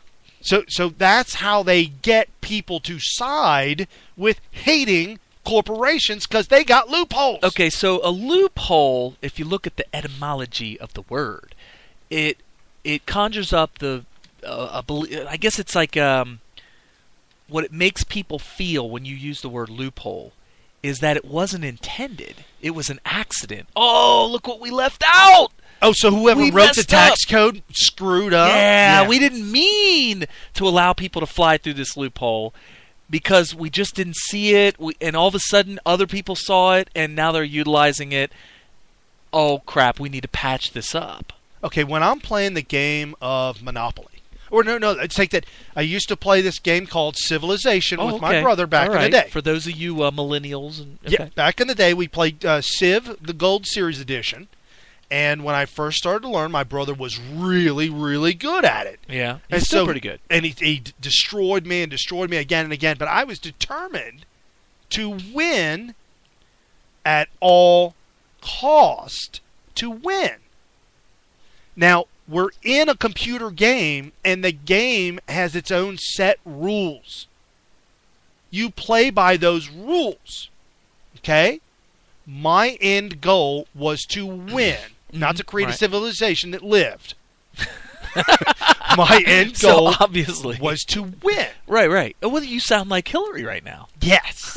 You will elect me as dictator and head in chief. Okay. So I quickly learned that making a lot of money as fast as possible was best. Okay. And then developing espionage was critical because you could steal from other countries. Now you sounded like Nikita Khrushchev. Right. Okay. And you could steal from other countries all the technology they developed, so you don't have to spend time doing that. Right. You can make war and not spend time in technology because you can just steal it. Right. Okay. And the ultimate goal is to steal nuclear weapons. The theory, Stalin. the so knowledge. You just want to be Stalin. Correct. Pretty much. Okay. So I would take my spy, who looked like this Russian black. She was black hair and a black sequin, like spandex outfit. Okay. And you would send her to another city and detonate a nuclear device. Okay. And so when my brother came back and it was his turn, the board would open up on his turn, and all of a sudden he would hear sirens. Uh-oh. Fallout sirens. Oh. And he would see an explosion. And then, because he had like maybe 30 or 40, 50 cities. And he would hear another explosion. And he would hear more sirens. He would hear another explosion. And this would continue through 20 or 30 of his cities. So literally, all his population, everything is completely nuked. There's radiation all over the globe. Everybody's being affected. However, I'm winning. And getting back, your thing. I don't care if everybody dies. So I won. I have since won and never lost since then. Would you hear what Lenin said before he died? I don't know. I think it was Lenin. Don't put me in a glass coffin. Oh man, that failed. No, he said, I don't care if 90% of the entire world dies, as long as the 10% that lives are communists. Oh! Yeah. So I've proven my point. Right, exactly. In order to win. And you're like, and my brother claimed I cheated. Yeah. He was cheating. So we're talking about a loophole. Right. I used a loophole to win the game. Ultimately, to win the game. It was a game. It was a simple little game. No. The game has rules. You may not like the rules, then don't play the game. That's what it is. Or you could change the rules. Just don't call it a loophole. Right, it's not. Yeah. Okay, so I have in front of me the definition of loophole. It says an ambiguity or inadequacy in a law or a set of rules. So they're using the word loophole to make you think that there's an error. It's like when you're a computer programmer. Right. If there's an error in the line of code, either part or all of the entire program will actually not work at all. Right. It just won't even run. Right. So when they say loophole in a law, they're trying to get you to believe that this is a mistake that was overlooked or just missed. Right. When actually it might be there for a reason. Right. So these loopholes must be closed, and since Republicans on Capitol Hill are reluctant to work with the president to fix, right? To fix the loopholes. Right. These little patches in the wall need to be fixed. Buchanan, who's Republican member of the House Ways and Means Committee, warned the president, Barack Hussein Obama, this week that his professed interest in raising taxes is moot, since the Constitution clearly states that only Congress has the power to levy taxes. Article 1, Section 8 of the United States Constitution is clear on this matter. Only Congress has the power to tax. Representative Buchanan wrote in a letter to Obama Thursday, the statement by your press secretary this week that you're very interested in reshaping the tax code through unilateral action would be a clear violation of the Constitution and continue a disturbing lack of bipartisanship. Dude, this Buchanan guy's just lost it. He thinks that there's a possibility that they can work with Obama. So anyways, he hand-wrote a letter. Okay. Well, maybe it wasn't handwritten. It was typed. He typed the letter, addressed it to Obama. Did he use a typewriter like a word processor? Oh, or no, what was... Yeah, a word processor, a processing machine, big giant. Okay. Not the metal ones with the hammer coming down. This was the ball. That was like from the 50s. Right, the one from the 40s and 30s. That was the one with the hammer. Yeah. You get into the 50s and you got the ball. Yeah. Which moved a lot faster. Oh yeah, that was loud too. And then you get into the 80s and it was. Oh man, I miss those days. So this Republican is, he's scolding Obama. He's saying, "Hey, bro, listen up. We have the power to tax. You can't do this. It violates the Constitution."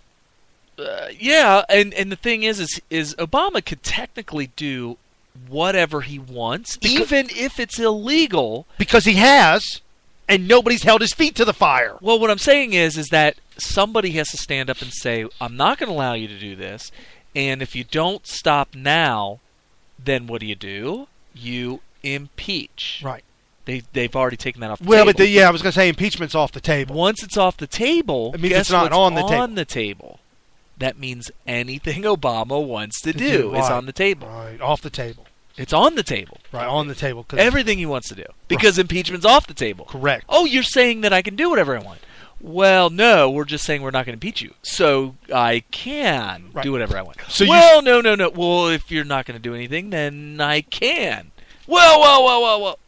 It's ridiculous. So you stick your head out the window and you scream as loud as you can, I'm as mad as hell and I'm not going to take this anymore. Everybody stand up. We need to in unison, worldwide. Everybody right now, stick your head out the window.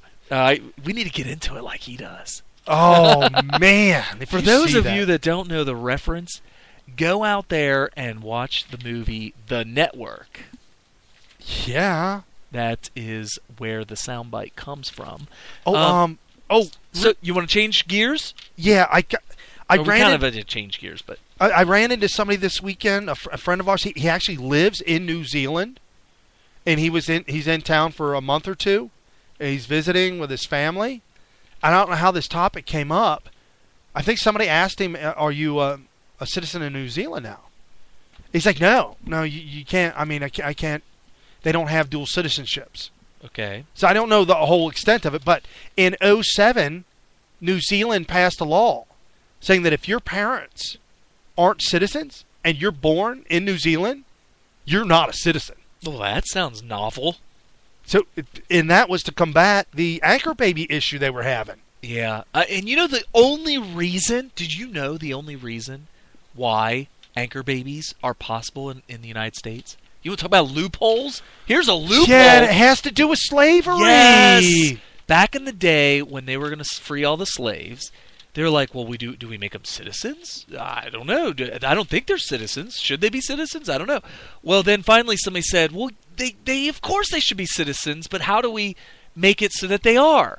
I know. Let's make a law that just says if you were born on U.S. soil, you're automatically a U.S. citizen. That will solve the issue of whether or not freed slaves, because of the Emancipation Proclamation, are or are not U.S. citizens. They will be, because if you're born on U.S. soil, you're an American citizen. Now, if you want to, this is technically a loophole. That is. That anchor babies are we're now referring to them as anchor babies. Loophole. The reason why it is a loophole is because you're breaking the law by doing it on purpose. Right. There should be another law or another sentence in that law as far as freeing the slaves and all that stuff. First of all, it should have been a very temporary measure, because at some point, everybody who I don't know the wording. Freed, I don't know the wording, but I know the wording is so. The wording is terrible. so directed towards slaves. Right, and so first of all, they should have said, all right, once all the slaves that are freed have citizenship, this law will self-destruct. You know, it should have been like that for the next 10 years, or something like that, or maybe even the next year. For the next year, every single slave, fill out these papers, and you are now a citizen because you were born as a slave on American soil. So boom, you're a citizen. Once that was done, I mean, at some point that job will be completed. Right. Boom, you just erase that law completely. And I think there was also a mistake on the part of the people living at the time, because remember, we're talking 1860s here. Right. That people thought, wow, this will be a great law, because then we'll grow our country. We'll have all these immigrants come in, and we'll have people from around the world coming in. We'll just have the most powerful nation on earth. You gotta understand, America was a fledgling, new, relatively weak industrial power. What happened during the early 1900s, though? America suspended for about 60 years. Yeah. Suspended immigration to America. You couldn't come here. Because they had to, because things were getting messed up. And they wanted assimilation. They wanted all the new immigrants to assimilate to the American dream. They really seriously should do that, and they should also build a Berlin Wall in Mexico. So, I've got something that you'll be excited to hear about. I've got a clip from none other than Sean Hannity's show. Oh, okay. Sean Hannity is talking with George Ramos. You don't have the clip that I was telling you about that one time? Oh, no. I can't find that. We got to scour the internet for that. George Ramos, who is on Univision. Yeah. Okay. It's the Hispanic, it's the Mexican TV show. Okay. It doesn't matter. So they're discussing immigration, and Sean Hannity lays it out and says, what about this? Let me throw up on the screen a couple of laws for you, okay? I'll throw up the Australian immigration law, which is no exceptions, no temporary, no permanent protection visas granted to anybody who arrives in Australia by boat without a visa till further notice. That applies to families, children, unaccompanied children, educated, skilled, no exceptions. Then we'll go to Mexican immigration law. The federal executive shall have the exclusive power to compel any foreigner who's remaining that he may deem an expedient to abandon the national territory immediately without the necessity of a previous legal action. And then I want to put up side by side, if you look closely, Australia versus America. Australia, no way. If your family or friends get on a boat without a visa, they will not end up in Australia, which compared to American and written in Spanish, I thought it would be easy for my son to get his papers in the north, blah, blah, blah. Here's my question to you. If you go from Central America, El Salvador, Nicaragua, you name the country. You go to Mexico, you're either put in jail, illegally you enter that country, or you are immediately deported. Why is there this the way they expectation? treat people in Central America, it's awful. Yeah, it's awful how they treat Central Americans in Mexico. But Americans, this is an exceptional country, Sean. This is an immigrant country, and not we an are illegal supposed to immigrant treat country, people though, in a different way. Not illegal rights, immigrant country. It's really human rights. We believe, well, the truth granted. is, Sean, is what are you going to do with 11 million undocumented immigrants in this country? You're not going to deport them, and we've got to treat them fairly. I mean, countries are treating them being judged fairly. not by the way they treat the rich people. They are judged by the way they treat the most vulnerable. And here we have 11 million who are vulnerable, who are here because millions of Americans, including you and me, benefit from them, and thousands of companies give them work. So we got to do something with them, and we're not going to deport them. I got a question. Why can't I have a country? Why can't I live in a country I can call my own? I don't know. I mean, you should be able to have a country to call your own. And when this guy sits there and tells me that all these people that invaded my land, my place of birth, my place that I live in, that I call home, that I'm raising my children in, that I vote for representatives and all that, and I have these foreign invaders coming in, breaking laws. They broke the law. They broke the law coming in. It's not like they came in and I'm like, I don't want you here because I don't like you. No, I mean, they broke our laws that we made, that we don't want you to come over here under these circumstances. Right. And if you do, these are the punishments because that's a law. Why is it that we can't deport them and say, or hell, just put them in jail? So a Texas judge has blocked Obama's amnesty by executive order. He has blocked it, and now the Justice Department is now pushing to take it to another judge to allow these. It would essentially allow 5 million instantly. 5 million would be legal citizens. Yeah, and the only reason, don't you dare, all you liberals out there, tell me, oh, it's the humane thing to do, and that's why he's doing it because he's so humane. No, he's doing this to steal elections. Right. Well, they need new voters. And he's selling America's soul to the devil. Right. And I'm not calling Mexicans the devil. I'm just saying that there are people here that want to have a country. Right. People that, like me, I want to have my own country where I don't have to worry about people coming in and taking over. So here's a quote from a 43-year-old protester in Houston during this whole judge putting a block on Obama's illegal amnesty. He's with some group of restaurant workers. Quote, he says, "We are human. We want family to be together. We just want to be okay in this country. Cause no trouble and have opportunity to be in U.S. all our life." Okay, and why does he have the right to do that? They are human. Because he's human? He's human. Well, why don't we just have all the Iranians come over here? Every one of them. It's funny you say that because Obama was shipping them here. He said they've been flying Iranians into America. I hope you're lying. No. Oh my gosh, what story did I miss? ISIS is also on the border. We got a lightning round coming up. ISIS is on the border in Mexico. Yeah, no, lightning rounds right now. Do we have 10 minutes left? 8 minutes 7. left. 7.5 minutes. Lightning round. Real quick, I'll start off. U.S. Senator says it's time to put a woman on the $20 bill. I'm so irritated. Now, I don't mean to be sexist or anything like that, but if you look at the lineup of people on our money, these are the top of the top of the top. We're talking top 5 to 10 all-time Americans. If we got Sacagawea on the gold dollar, okay, well, and I don't know if you call it American, but yeah, okay, well, there's a woman, and that's a good point. You make a good point there. But what I'm saying is if we have a woman whose accomplishments would put them in that top 10 of all-time Americans of all time, then I'm cool with putting them on money. With that too. Sergeant Bo Burdog. This week, the president's principal military advisor knew when he advised Obama to go ahead and release him. He knew in years ago when Bo Burdog first deserted. The advisor knew it. So they were trying to sneak it under the radar and it didn't work. Nope, it backfired. And how did they not know that was not going to come out?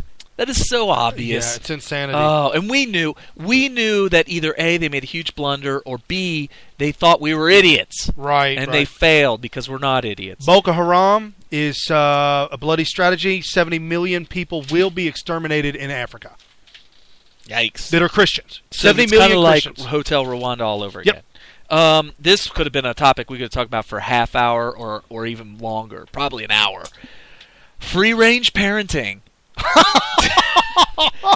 So there was parents Maryland, that were arrested for that. Yeah, so in Maryland, Danielle and Alexander Metov or whatever allow their kids to be children and go play in the park, but kind of unsupervised, which I don't know about you, Brian, but I kind of recollect being able to go out and play with your friends. I remember that. Now you have to. It's crazy because, and I find myself doing it to my daughter too. My daughter's about to be 9 soon, and I get nervous when she runs out of the house to go, not down the street, not to the park somewhere, not around the block, to the next door neighbor, the very next house over, the very next. Can I go over there?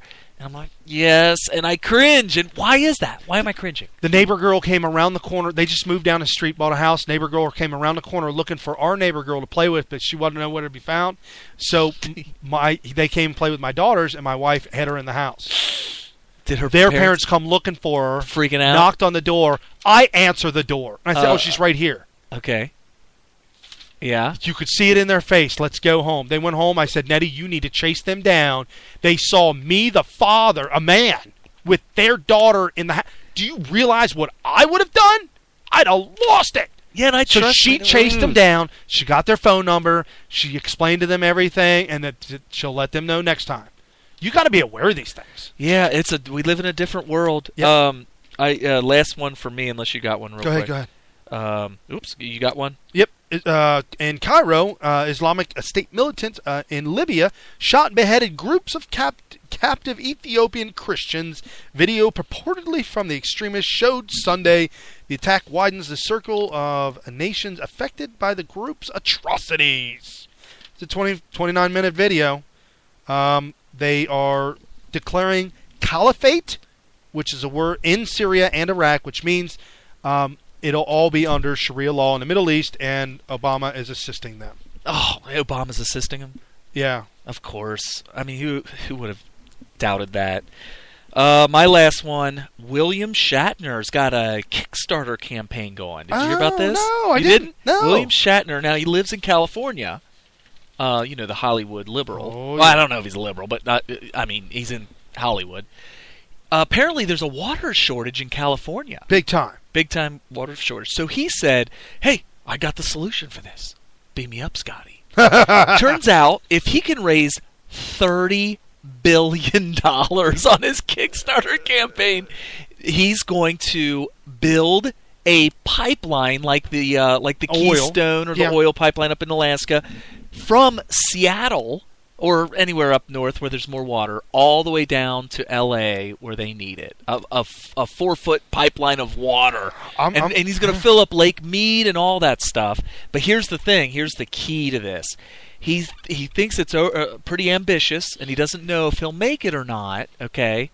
So he said, if I don't make it, that's okay. I'll just give all the money to a politician who's willing to promise that they'll try to do it. Oh, God. Can you believe that? I just puckered. I just puckered. Wow. We talked about Bridget Gabriel once before. She is Jewish, Middle Eastern, and she speaks out on behalf of Christians and Jews. And this week she was at the United Nations giving a talk, and it's 30 seconds long, and this is what she said about anti-Semitism, hating on Jews, and why people around the entire world should care about people hating Jews. But why should anti-Semitism matter to the rest of the world? Why should the world care? It should, not merely because it's morally repugnant, which it most definitely is.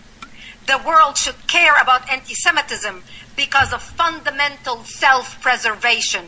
The stark truth is that the world stands at the edge of a deep, dark precipice. At the bottom lurks another Holocaust that has already begun. Well, there you go. She's putting it out there. She's calling a spade a spade. Yeah, and they say that.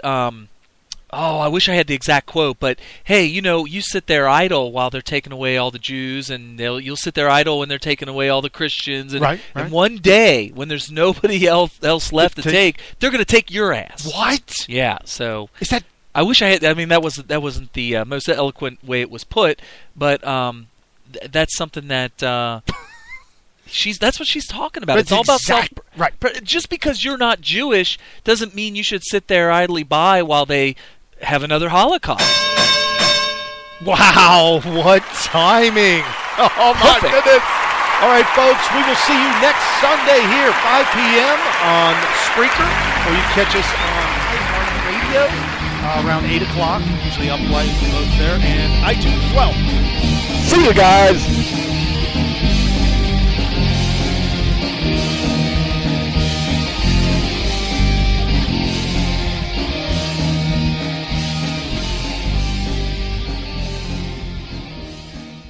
With unfathomable power. What kind of power? Unfathomable. It's without fathom.